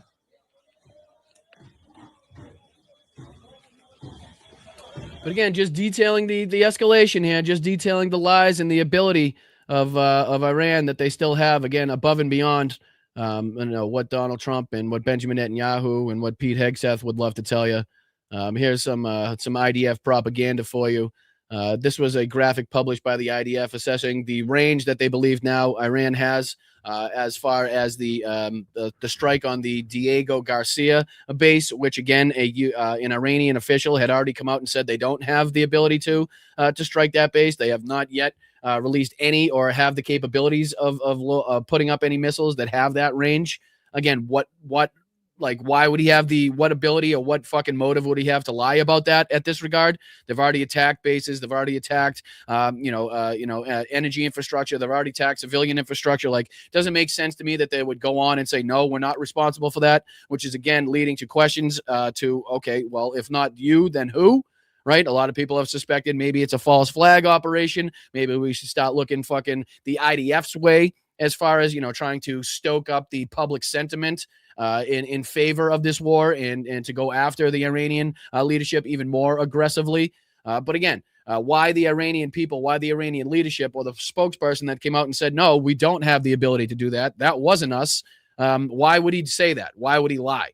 Again, what motive would there be in there to have him lie about that? Again, looking at what we've already seen and, what they've already taken responsibility for in this war already. It just doesn't make any sense. So again, it's kind of made people do a double take, made people kind of think with their tinfoil hats on, so to speak.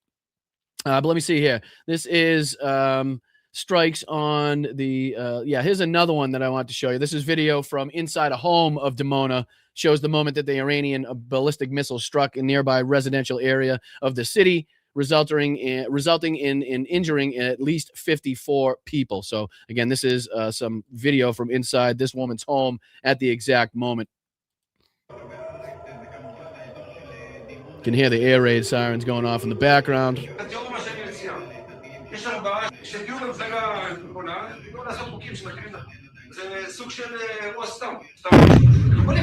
Boom.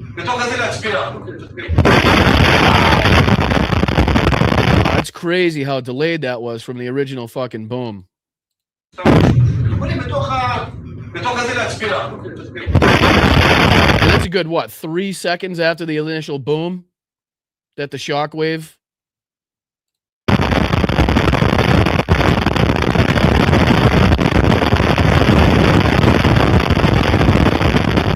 So again, fucking scary shit, man. Scary shit that we're now involved in. You know, again, as we see this kind of spiral out of control rapidly beyond the point of being able to kind of quell this by any stretch of the imagination, we continue to see, and this is the kind of the reporting that I was talking about on the officials. Iran has targeted 2 joint U.S.-UK bases at Diego Garcia in the Indian Ocean with 2 intermediate-range ballistic missiles, according to the report. 1 missile failed in its flight. Again, they have come out and denied responsibility.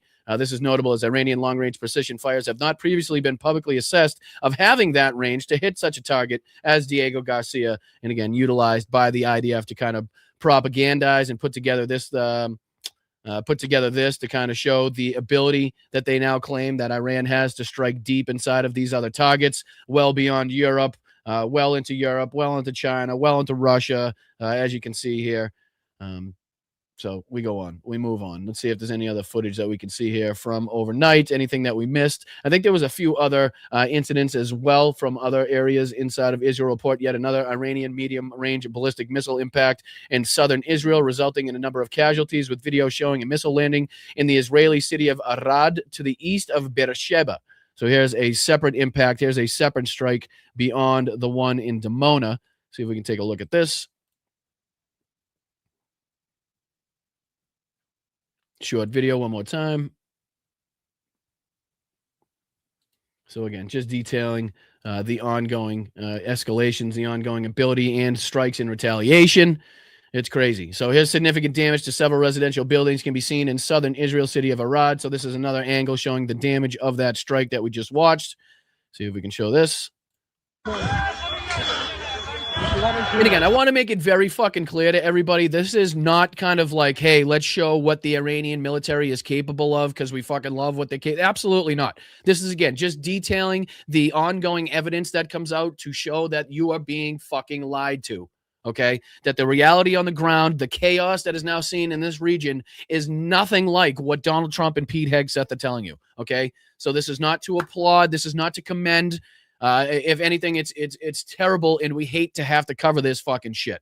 But again, we have to do so because of the lies that you're being told. If we allow you to believe that we've taken out and eradicated all of the Iranians, military capabilities, right? None of these things showing you these things would do absolutely nothing. Right? You know what I mean? Like if we continuously let the lies be told and you guys aren't shown the evidence to suggest that they're lies, then you will never know the difference. You will never know the reality on the ground. And that's exactly what we don't want to happen. We want you guys to be informed and up to speed and up to date and know what's going on and know what's being lied to. And footage just like this that Israel and fucking Benjamin Netanyahu doesn't want to get out. They don't want you guys to see that the Iranians are having success getting through the Iron Dome. They don't want you to see that they're being fucking pounded harder than Lindsey Graham at a fucking grinder meeting, right? They don't want you to know that. So again, that's why we have to continuously show you guys this stuff and play this stuff. And I want to make sure that we're doing it in kind of telling you guys why the reasoning behind it is because you are being so broadly lied to. And it's such a dangerous and unstable situation that you need to be up to speed and informed on what's been taking place. So again, that's why we show these. That's why we highlight these and say, hey, look, well, if they have no capabilities, then what the fuck is this? Okay, that's basically what we're here to do. That's basically what the situation calls for. Let me see here. Did I just click off it? I think I did. So, all right, let me see if there's anything else that we missed here. This is reporting at least 30 injuries in varying degrees following the impact of Iranian ballistic missiles in Arad. That's the same one. Again, just a few different angles depicting the destruction scene there. A few pictures that you can see on the screen. Here's one of them. There's one of a bus that's wrecked in the area, and then this short video that's coming out.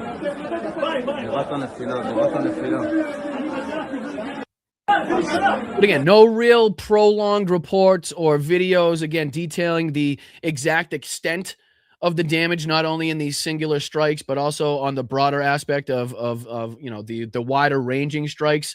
Again, here's some more footage out of that one. Some more pictures coming out of, I believe, the Arad case there, the Arad strike, if I'm not mistaken. Here's overhead drone footage from the United Hatzalah, shows the level of destruction caused by several residential residential buildings in southern Israel city of Arad following the direct impact earlier of a medium-range ballistic missile launched by Iran. So you can take a look at this. Probably the best look you'll get at the impact zone here.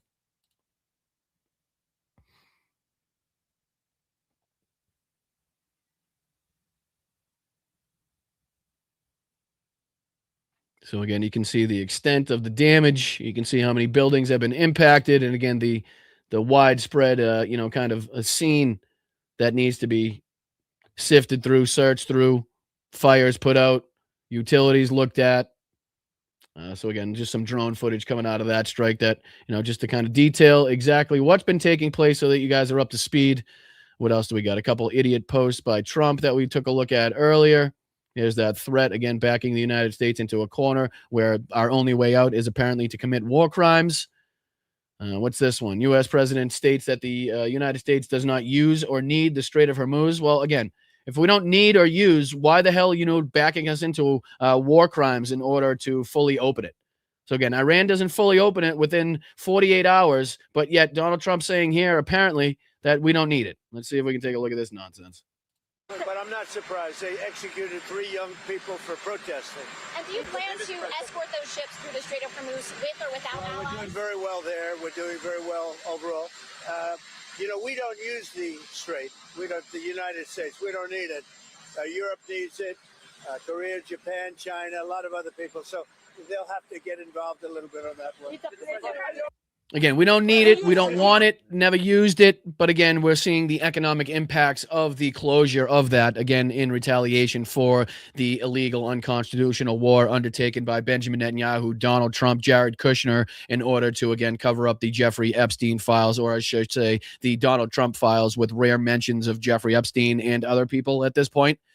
But again, this is what we're seeing here. This is the ongoing battle of Donald Trump's brain trying to figure out what the last thing he did communicate to the people was. So was it, we definitely need NATO's assistance and European assistance? And speaking of NATO, what the fuck is Mark Rutte doing? I don't know if I have a time to pull this up. Let me see. But Mark Rutte, we probably don't have time. We only got about 5 minutes left, so that's not going to give me enough time to dive into it. We'll have to take a look at that on the next show. But Mark Rutte's got a couple clips out there that I need you guys to go take a look at. Literally, and I know to a large extent, I've been willing to kind of give him the benefit of the doubt. Again, Mark Rutte, the NATO secretary there. But him in his little fucking press conference that he did, or his interview with, I don't know if it was ABC or NBC, where he is just slobbering all over Donald Trump, and again trying to perpetrate and kind of perpetuate the same talking points and the same bullshit as Benjamin Netanyahu, as the rest of these fucking maniacal, genocidal, crazy fucking fools are. Like the same bullshit. Oh, Donald Trump knows what he's doing, and he's doing what's right for us. Fuck you. He just called you cowards on True Social. Grab some fucking balls, bro. Grab your a sack and fucking grow some balls. I think I got a drop for you, Mark. Here, here's one. Here's a thought. Grow a sack, fill it with some balls. Right?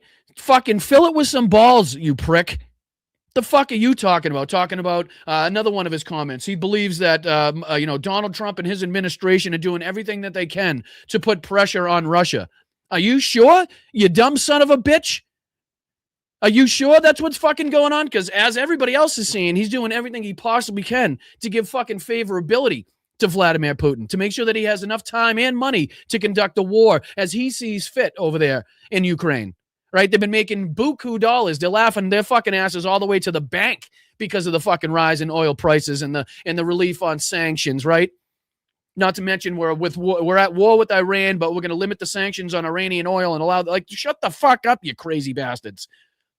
So I don't know what the fuck Mark Rutte's doing. I'm done giving him the benefit of the doubt, right? Like, I can understand, as we talked about on the last show, world leaders like Zelensky kind of having to, butter up Donald Trump to some aspect and give him credit for things that we wouldn't necessarily give him credit for, because he's got different fucking things to think about, right? He's got millions and millions and millions of Ukrainian citizens engaged in a fucking full-fledged European war right now that he's got to worry about. He's got to think about United States relations beyond Donald Trump, because Donald Trump isn't the United States. He may be the leader at this fucking point in time, unfortunately, but he does not represent the United States. Like, people will have to deal with these countries from the United States well after Donald Trump is dead and buried. So these people have to think about the relations and the ongoing fucking economic partnerships and keeping them established. I understand to a point, but fucking Mark Rutte needs to get his goddamn head out of his goddamn ass and fucking start speaking the truth and start fucking putting pressure on Donald Trump to do what he's already trying to lie to us that Donald Trump is doing. Because bull fucking shit is he putting pressure on Vladimir Putin.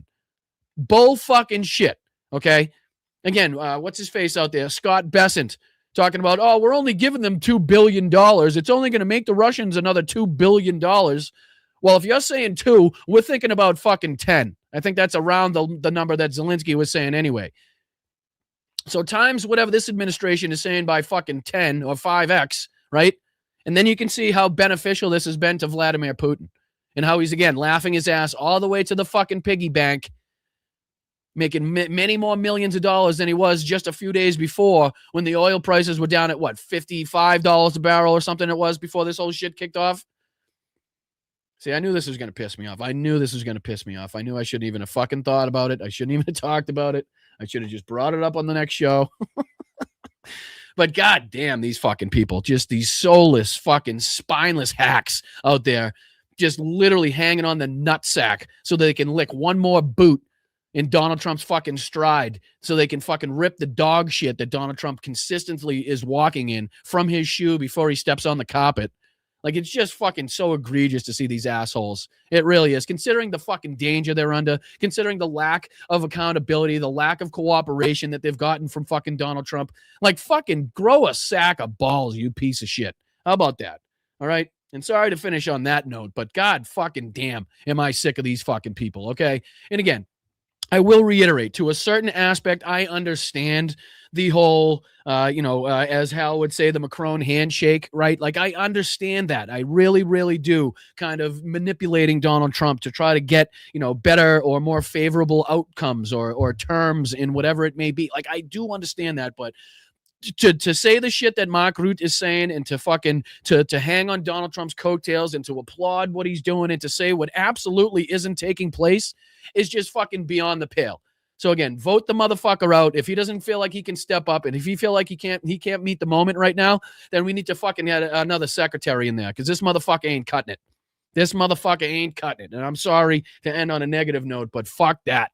I'm done with this bullshit. To fucking, he's gone after Greenland. He's tried to rip apart NATO. He's called them fucking cowards, right? He continuously demeans them on the world stage, right? The people that, again, when fucking Article 5 was actually enacted, they came to our rescue. They came to our side and fought next to us and lost soldiers in the meantime. Donald Trump went on to demean and denigrate those fucking, those acts and the sacrifices made by our allies in those situations. Not to mention the shit that he's talked about as far as, Britain, one of our longest and closest allies. All of the fucking, the instability put onto NATO, the instability with Greenland and fucking, shut the fuck up. Get the fuck out of here. I'm not dealing with this fucking bullshit anymore, okay? We need people that are going to fucking speak up. We need people that are going to tell us, exactly what the fuck's going on and to put the correct pressure on the correct assholes that need to have pressure put on them to end these fucking situations so that we can get back to world stabilization as opposed to world destabilization, right? World security as opposed to fucking world disorder. Like, we don't want to see the world take over by the United States like Lindsey Graham and the rest of these fucking genocidal fucks want to see, okay? I don't want Cuba. I don't want fucking Greenland. I don't give a shit what anybody in the Republican Party says. We don't need them, and it's fucking maniacal and genocidal to even think about taking over a country in that aspect, okay? So fuck anybody else that's going to say I'm being hyperbolic and comparing Donald Trump to Hitler. Not anymore, motherfuckers. You don't have a fucking soapbox or a leg to stand on. So fucking take a seat in the back somewhere, and I'll make sure to raise my voice so you can fucking hear me. But he is exactly in the same boat as a Joseph Stalin, as a fucking Mao Zedong, as a fucking Adolf Hitler, as a Kim Jong-un, as a Kim Jong-il, as the rest of these fucking psychopaths are, right? Paul Pot, the rest of the people that we can talk about that end up in these fucking positions, that ends up on these lists. He's right the fuck up there, okay? The millions we lost from COVID God knows how many fucking innocent civilians and war crimes have been committed since then. Fuck that. Fuck that. That's why thanks again to people like Craig for speaking up at a time like this, where again it's not easy to do so, and you will fucking have backlash. Okay, even with all of the things that we espouse now, as popular as they are, and as blatant and right in front of your face as you are going to get the death threats, you are going to get the pushback, and again, the people that fight through that, the people that continuously grow their shows and grow their platforms, in the face of all that shit, I give you all the respect in the world. And the same thing for the chat here. You guys that go around and support all these different platforms and podcasts and shows and people fighting through the bullshit, fighting through the trolls, fighting through the fucking bots, right? Having these discussions on the different social media platforms, having the different discussions with your friends and family members that are on the wrong side of history, that are on the wrong side of the aisle, but you continuously stick at it. Like, you are the people that I respect. You are the people that make a show like this worth doing and worth fucking getting up in the morning and diving through all the wars and blood and fucking destruction that we're now seeing to make sure that we can report it to you guys. You guys make it happen, okay? So I appreciate you. And again, anybody that's in the financial position to do so, all we ask for is $1 or $2 here. We're trying to do things the right way at Blunt Politics. We're really not trying to wipe you clean. I don't think I hear any other show talk about, they'll interrupt their show 17 fucking times to sell you some product, but they will not go into understanding that you may not be in the financial position to give to not only the platform, but to buy all the fucking products that I'm trying to sell, right? I mean, God love Don Lemon. He's live 14 fucking times a day, but chances are if you tune into Don, he's doing some commercial, right? And I love Don, and to each their own, and I'm not saying that's the wrong way. He's put in enough time, and he's made it to a place in his life where rightly, companies are looking to have him, do their advertising. But you're not going to get that here, okay? I'm not going to stop the news so I can sell you some fucking, I don't know, these AirPods or whatever the fuck that I got last night at an extreme discount from the company so I can sell it to you, and I'm going to say that they changed my life, okay? You can sign up for less than $3 for a YouTube membership. You can check out patreon.com. There's 3 great levels on there, whatever fits or floats your boat. If not, you can share, subscribe, like these fucking streams, and that is free, completely free to do so, and you don't have to come out a dollar with a single cent. Come out of pocket with the single cent to see any of my content. None of my content is hidden behind a paywall. The Substack is free. Again, I'm costing myself a chunk of change in that regard, but I do feel like we're doing it the right way. So if anybody could step up, if you're in the financial position to step up and you're not robbing Peter to pay Paul, you're not taking away from food in the fridge or, from paying your bills, and, you can forget about that $2 or $3 that you donated and it won't have an impact in your life. Those are the people that we're looking for, okay? And again, growing this platform and getting to 20,000 subscribers. I want to do that mainly so we can take the burden off of the amazing community and the amazing people that have been here from the start, that have been continuously funding and making sure that they're supportive and being generous to this show. So again, the broader the coalition, the bigger the community, the less kind of responsibility and the less burden is put on each individual in that community. So that's another reason why I want to grow this community, to make sure that people who have been watching since day one get a break, people that have been continuously donating, continuously being members, continuously sending in super chats or whatever it may be, you guys get a break. Okay, because I know today's life is extremely difficult and only getting more difficult by the day to live. The instability, the uncertainty of the future, it doesn't really allow for people to make these financial decisions and to be able to contribute to all these different podcasts and to buy the merch and whatever it may be. You know what I mean? Like, I understand. I'm with you guys. I am a chatter at heart. You know what I mean? I was in these chats and still am well before I got a camera and a microphone. So I am with you. I am one with you guys. So I do appreciate you guys being here. Yes, absolutely, Keith. Great point in the chat. And I appreciate the chat so much. I really do. You guys are absolutely fantastic in keeping me on my toes, keeping me, keeping me alert, keeping me informed. Sorry, now I can find out what's playing. And do you plan to escort those ships? All right, so I had to find out what was playing. But yeah, thank you so much to the chat. And Keith is absolutely right. Protect your mental health, whether that be 24 hours of not consuming the news, going to a sporting event, going to a concert, going to a movie, indulging in a book, whatever it may be, whether it's a couple walks with your pet, walks with your wife, walks with your spouse, walk with your husband, whatever it may be. Take some time for you, your loved ones, your friends, your family. Decompress, disconnect. Sorry, I don't know what the fuck happened there. I just had a brain fart. But disconnect from everything. Take your time. Do your yoga, whatever it may be. You know what I mean? Go hear the birds chirp. Go see the fucking sunshine. Go play around of golf. anything to kind of get your mind off of the insanity so that you guys can be strong and fucking shut up. This guy just cannot stop talking. Very well overall. Where We is he? don't use the. Yeah. I don't know if you can hear Trump in the background when he speaks up, but he just doesn't want to shut up. But whatever it may be, Keith, great point in the chat, and I appreciate you bringing that up. It is very important that you guys, make sure that, when midterms get closer and closer and closer, and we're past midterms going into the general, that you guys have the strength and the resiliency still left inside you to make sure that you're continuously fighting, right?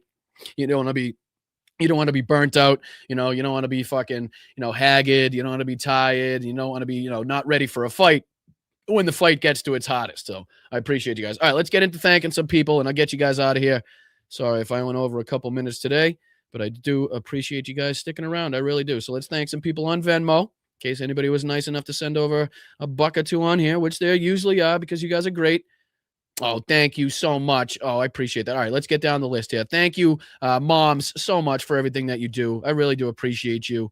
Thank you so much for your kind contribution. Let me see. Thank you for showing us the truth about Iran's capabilities. Truth is a rare commodity these days. Your hard work collecting these clips is appreciated. Well, thank you so much. And I know I usually get these mixed up, so I'm going to say both moms and Suzanne. I apologize. I know I get them both mixed up, and it's probably the same person, but I just want to make sure I cover my ass in both regards. So thank you to the both of you, really, in case I'm getting this wrong, and I don't want to say the last name. Of course, but thank you so much. Again, I hope you guys understand as to why we show these clips and have to keep you guys up to speed and up to date on what's taking place and the chaos and the instability and how this is escalating. Again, it's not nice to have to hear every day. It's not something that you're like, excited to jump into, I'm sure. But again, I do appreciate you guys sticking around and kind of, sticking through all of the, the shit that we have to cover. I know it sucks. Jenny Faye, thank you so much. Again, great guest and show today. Hug Pops, Kelly, and the rest of the fam for me from a radical, woke left, peace-loving, pedo-hating, compassionate psycho. Well, thank you so much, Jenny Faye. I hope you're well. I hope your recovery's going well. I hope the footsie and the tootsies are doing well.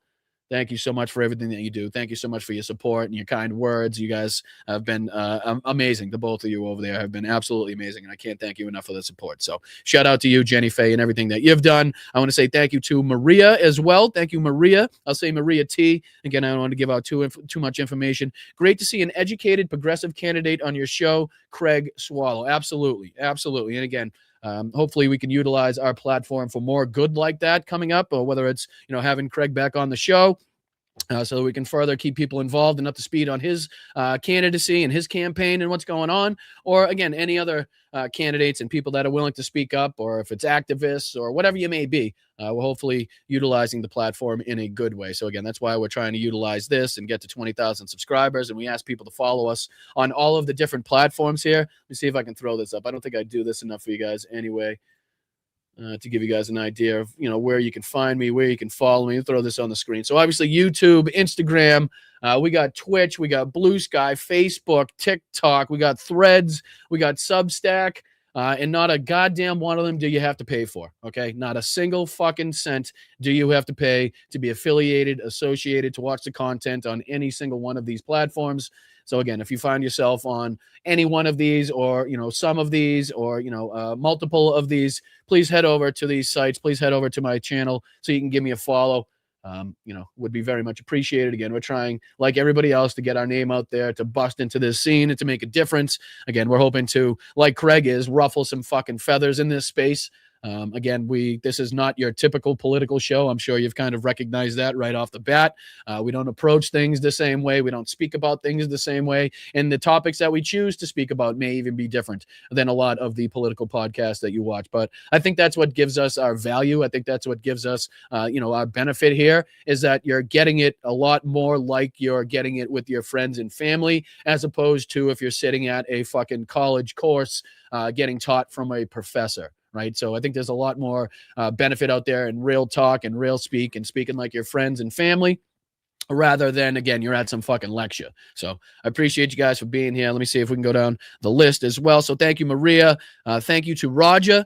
As always, thank you, Roger, from Karen and Roger. Thank you guys so much for what you guys always do. Thank you to Michelle as well. Thank you, Michelle. Very much appreciated for everything that you do as well.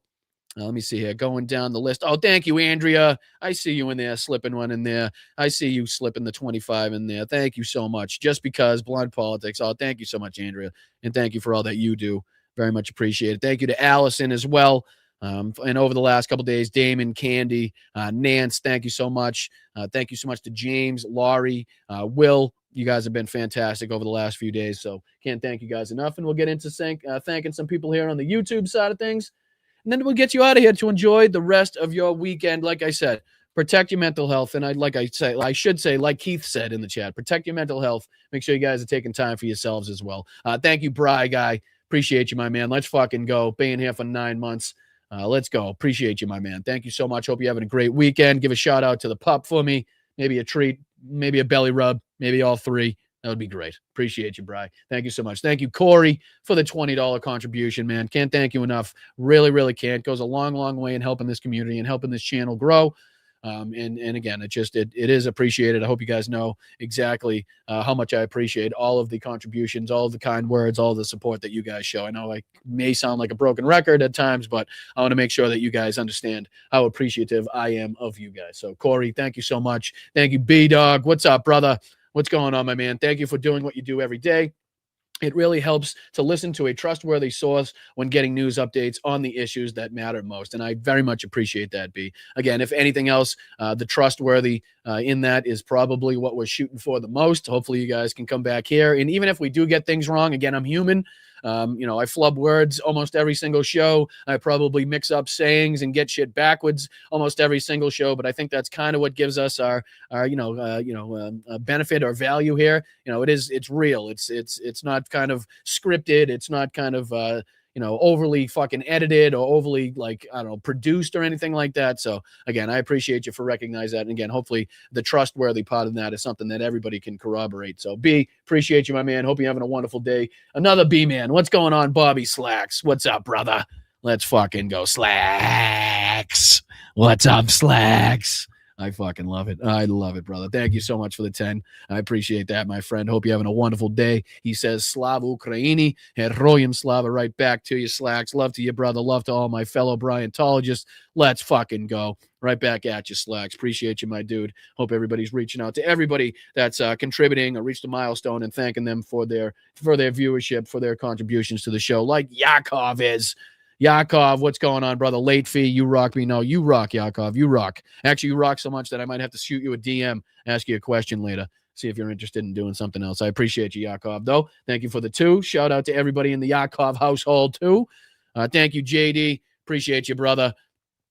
For the 5 gifted memberships, as always, really, really helpful. Really, really appreciative of all that you do for this channel and that you have been doing for quite some time now. I want you to know that it is recognized and it is appreciated, motherfucker.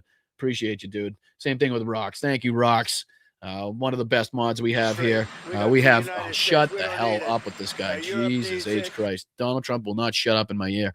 But thank you, Rocks, for everything that you do, not only inside the chat, keeping that chat a safe place, but also your kind and generous contributions. Appreciate you guys. I have just been blessed with all of the fantastic mods on the internet, and I can't thank them enough for everything that they do. Romulan 007. How are you, my friend? What's going on? Turn red districts purple, purple districts blue. A fucking men. I love to hear it. Let's go, Romulan.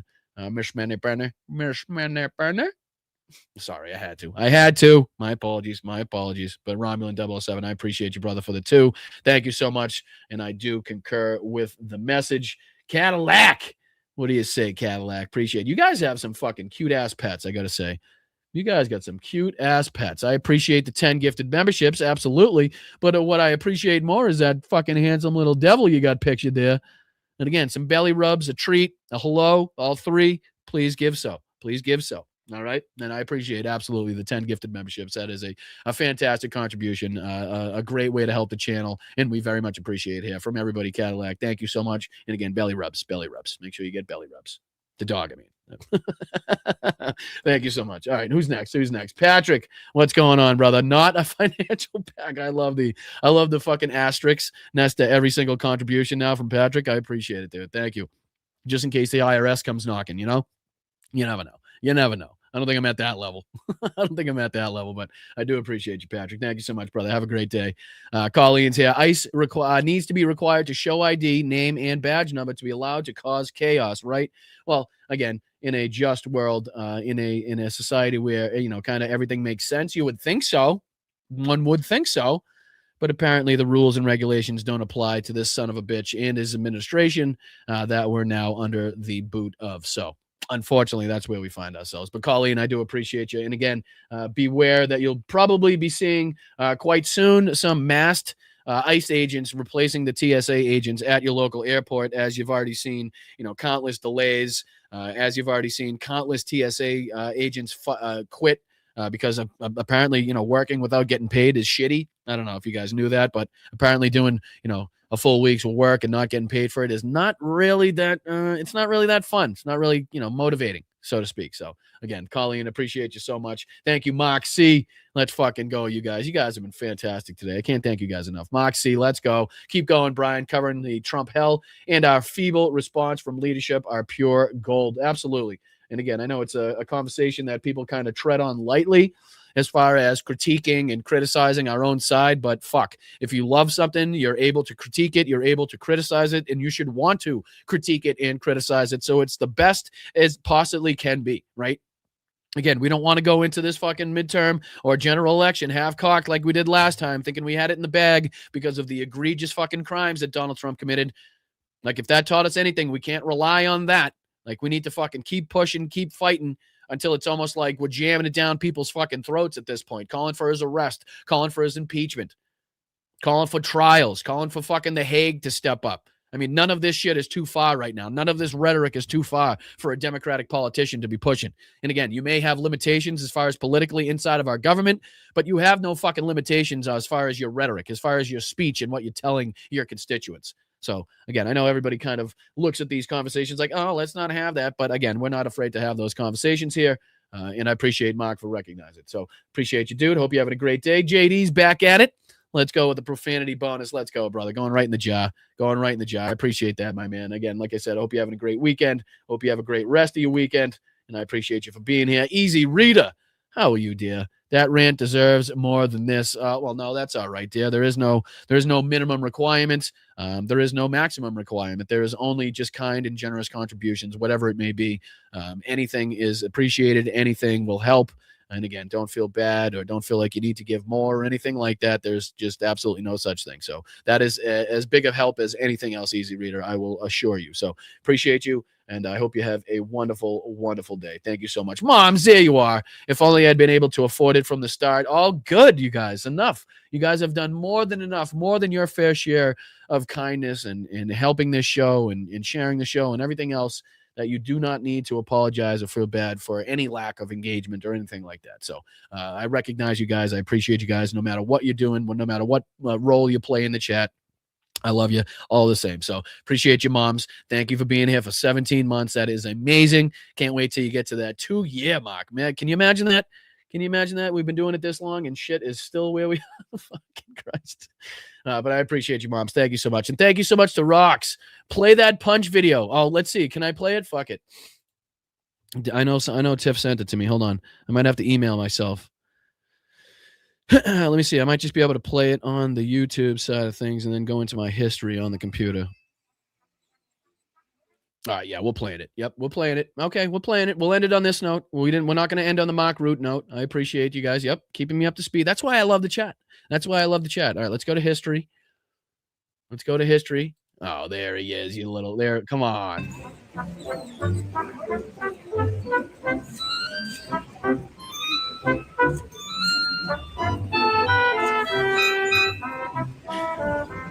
I love it.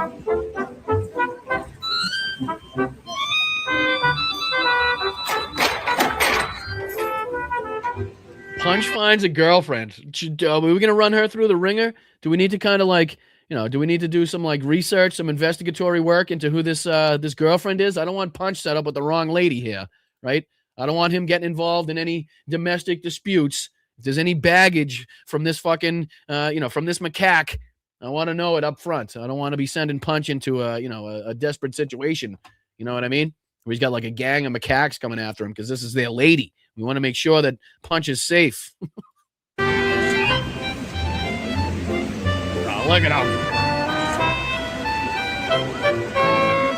All right. Fans have speculated he has a girlfriend named Mo after the pair were seen bonding. God love you there, Punch. All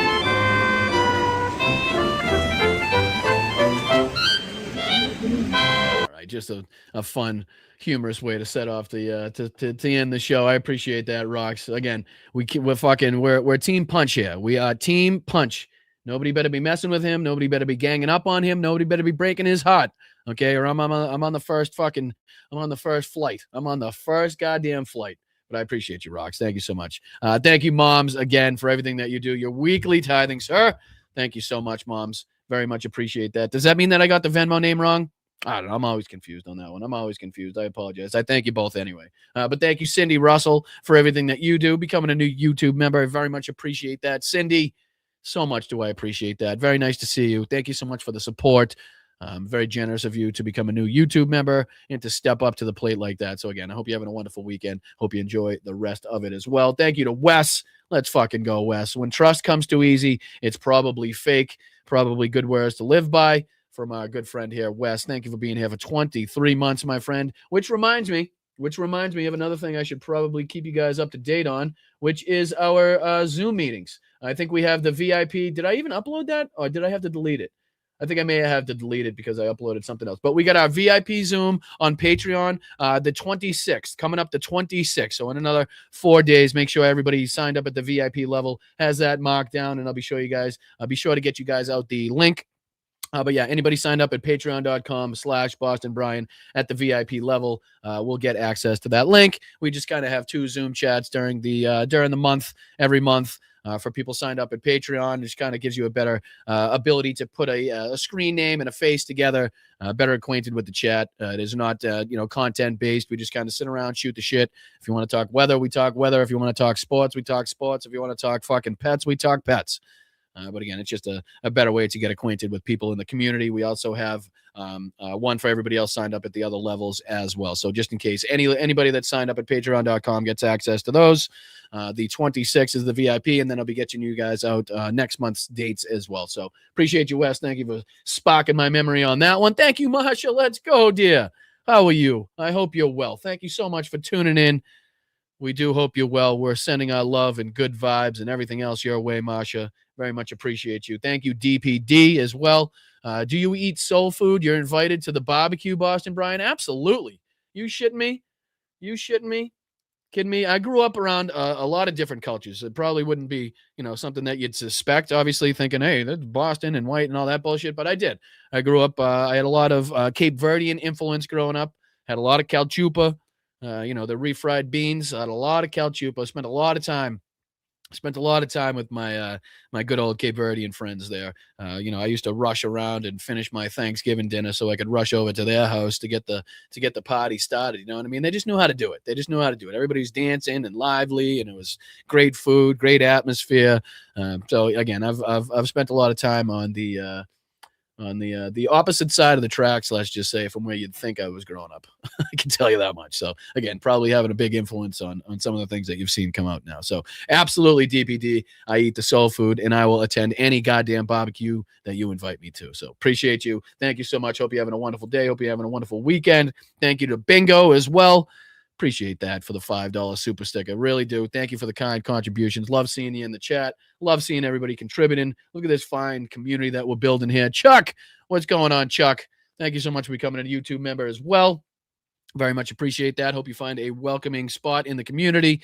Again, we have been blessed with the best mods and the best chat on the internet, so I have no doubt that you'll fit right in with the rest of the people that are like-minded, upset, and pissed off about what's been going on. So, Chuck, appreciate you, my man. Salute to you. Hope you're having a wonderful weekend. That goes out to Kyle Jacobson as well. Thank you, Kyle. Good to see you. 24 months. Let's fucking go. 2 years, my brother. 2 years you've been with me, and I can't thank you enough for riding alongside me. Can't thank you enough for fighting alongside me as well, Kyle. Appreciate you. Hope you're having a wonderful day. Jess and Danny, the both of you guys. Speaking of OGs, Tegan watches you every day. Thank you for teaching her about politics. She loves it when you say hi. Thanks for all that you do. You do an amazing show, amazing guest, amazing host. Your voice is needed. Love you. Well, right back to all three of you. Love all three of you guys. Tegan, Jess, Danny, you guys have been fantastic. Your support is definitely felt and has been felt, and not only that, but I really do feel like we've become a family at this point. So I appreciate you guys. Tegan, thank you so much for watching. Sorry about my foul mouth. I try to clean it up as much as possible, but I can only do so much. But I appreciate you watching. I hope you are getting some information and some value from the show. So appreciate all of you guys contributing as well over there in the Nickel household. So thank you to them. Thank you to Petrazi for the $10. Thank you, Brian. Great show. No, thank you guys for watching. Again, if it wasn't you guys, wasn't for you guys, I'd be sitting here talking to a microphone and be talking to a camera, and that would be it. I'd be having kind of the different psych wards be calling me at that point. I'm probably sure. But no, thanks, Petrazi. I really do. I appreciate it. Again, seeing you guys in the chat for as long as you guys have been around is really, really humbling. It's fantastic. It really, really is kind of, it makes you want to keep fighting. It really does. So, Petrazi, I appreciate you. Thank you so much. That goes for A. Evans as well. Thank you so much to A. Evans for becoming a new YouTube member. Very much appreciate you. Hope you find it a nice welcoming place in that chat as a member of the community. And I hope you have a wonderful weekend. What's up there, Jen? What's up, my brother? Her name is not Mo Brian. Her name is Spank. Okay. All right. Jesus. All righty there. All right. No, I appreciate you, Jen. Thank you so much, brother, for the $2 contribution and always giving me a giggle, always making me laugh. I appreciate you. And Rocks, last but not least, I should say, please play the Facebook reel for those who can't see it. Wait, did you guys not see the punch one? Huh? Let me see. I have to figure out now what you sent me. I'm not sure what you sent me. Hold on, let me see. Did you email it? Let me see if I can find it. Hold on. I can exit out about 25 of these boxes that I shouldn't have open now. Rocks, let me know in the chat. Where am I looking? In the emails? Let me go back to the chat. Where are you? Let me know, Rocks. Where am I looking?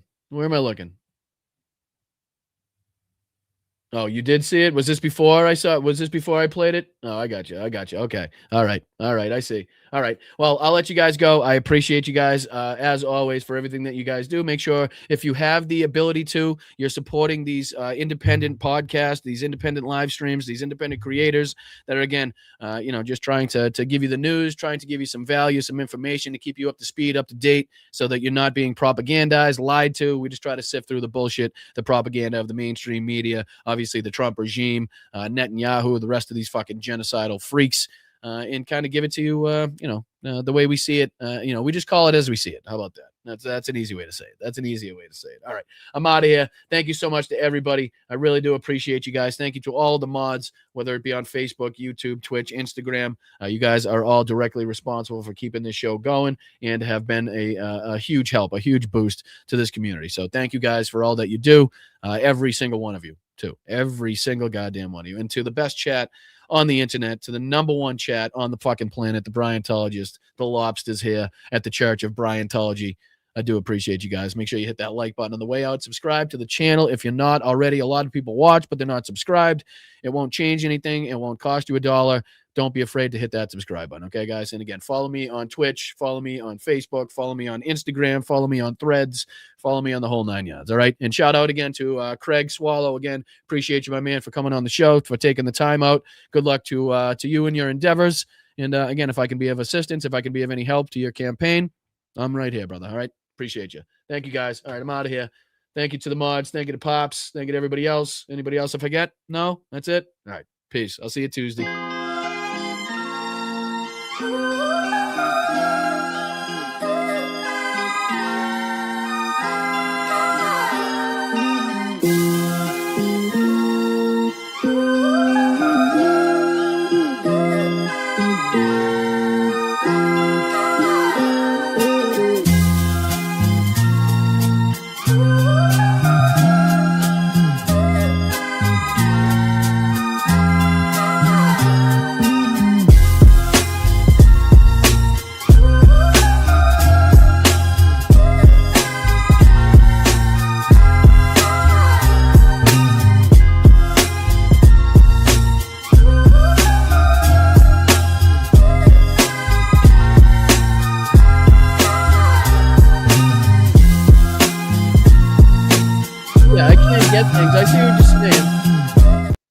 Timmy. I see what you're saying, but I can't get things out of the chat. Like I can't get a link. I can't get that.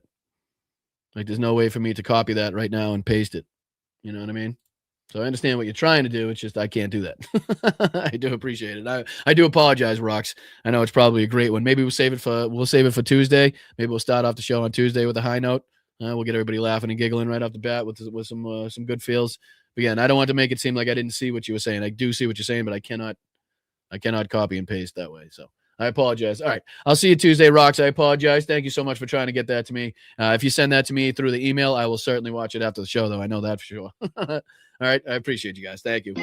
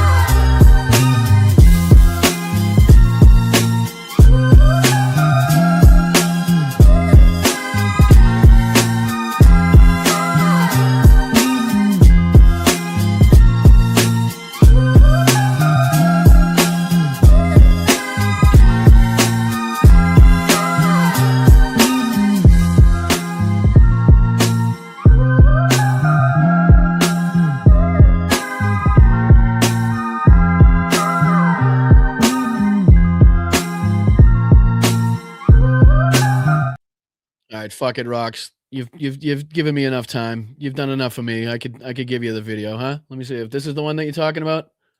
I think this is the one you're talking about, maybe. Punch the monkey seen cuddling fellow monkey fans, dubbed girlfriend. Let's see. Let me know if this is the one. Tonight, they grow up so fast. Punch the monkey, and that zoo outside Tokyo now says he has a girlfriend. You remember that little monkey abandoned by his mother, shunned by the other monkeys. Zookeepers giving him that stuffed orangutan from IKEA to try to help him build his confidence. Cuddling, dragging that stuffed animal everywhere he went. No. His fellow primates grooming him, hitching a ride in the back of this monkey. Facebook, I know that. Come on. There's got to be something. Can I do anything right? Can I do anything right? You know, I'm looking for it behind the scenes. Punch the Monkey is back with new photos. That was 3 hours ago. Punch the Monkey has a girlfriend. Is this the one? Fuck. I don't know. I'm trying. Is this it? Play? Anybody? Punch the monkey seems to be settling in well with his new community. Not only is he making friends, but he appears to have a girlfriend. What? Yes, this is video making the rounds. Showing Punch getting cozy with a female monkey named Momo-chan. Oh, Punch. Some even commented that she has similar colored fur to Punch's stuffed toy that made him famous. The zoo says young Japanese macaques learn valuable skills through social play, and for baby monkeys like Punch, this is an important milestone of the growing up process within the troop. Oh, maybe they're just best friends. Oh, I'm glad. Oh, Tiff sent it to me in the back. Now I got to email it to myself so I can Punch show it. finally You guys finding think this his is way. easy? Yes, it was a little touch and go at first, but you know they got it started with the stuffed animal, and now look at this, he's doing so great. Now he's got a bestie or a girlfriend. So cute. What do you do? Are you an actor?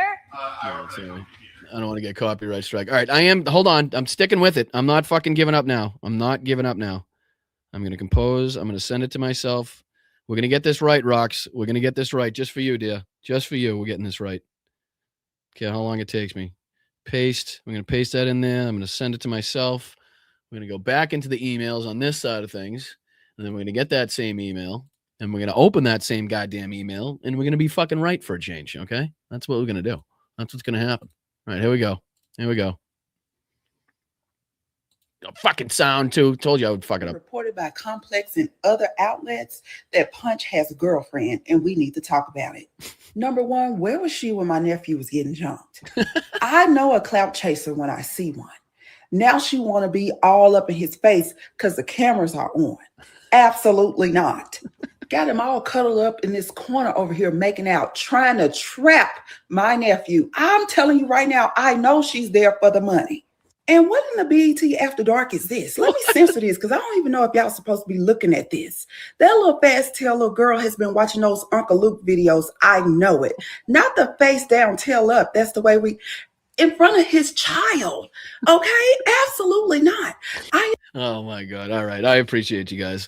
I like to end it on a high note just like that. All right. Thank you, Rox. Thank you, Tiff. Sorry, guys. I know I tried. I was trying to get the right one behind the scenes, but I'm still not sure. That's the one, Rox? All right, good. All right. Maybe we can show the rest of it on the next show. I'll get you guys out of here. I think I'm about 40 minutes over at this point. But Rox, I love you. I thank you so much. Thank you, Tiff, for sending me that as well. Thank you to the rest of the mods. What's up, George? What's up, Jorge? What's up, you handsome devil? What's going on, brother? Good to see you in there. Good to see you, my friend. All right, I'll let you guys go for the 14th time today. All right, I'm out of here. Hit that like on the way out. Thanks, George. Thanks, Tiff. Thanks, everybody. Appreciate you guys.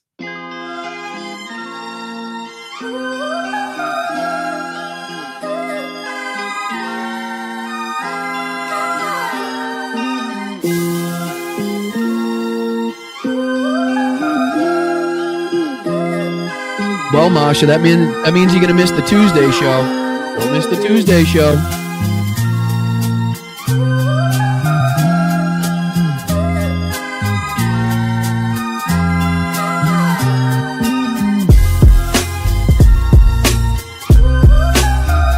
What a potty pooper, Pam. What a fucking potty pooper.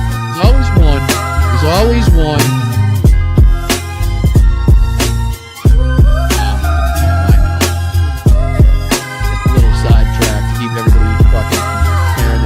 Off through the ridiculousness, I guess.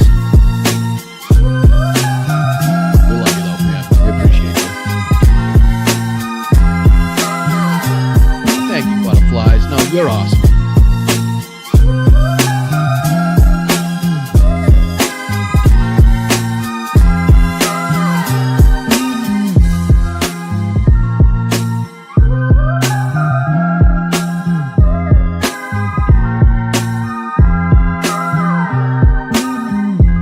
Absolutely true, but you can't remain in that state, right?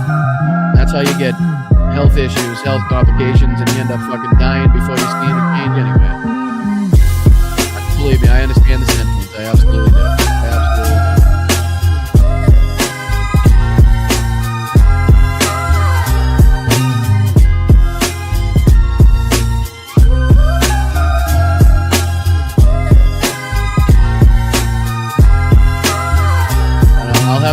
I'll have to learn up on it. Typically, I stay away from anything that says Hail Mary in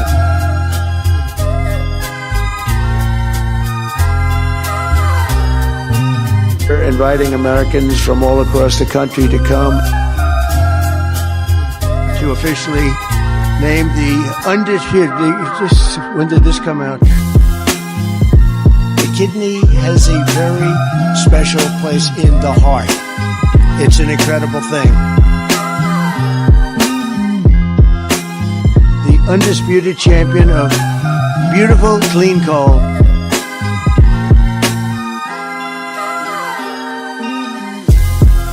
For miners, do we love miners? I love miners. Nothing bad can happen. It can only good happen. He says, wrecked him, damn near killed him. The water coming here is dead. They're just getting acclimated. You know what that means, acclimated? You're a nation that just recently heard that Saudi Arabia and Russia will repeat your...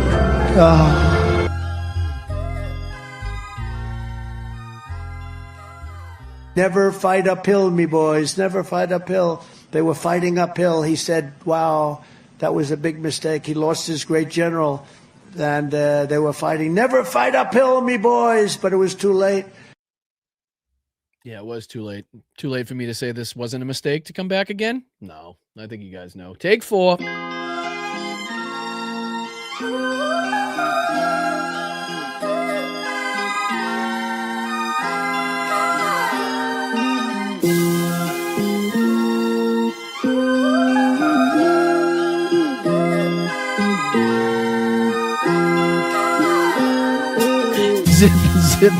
Zip it, rocks.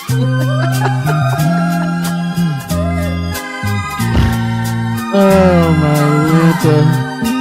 Fuck.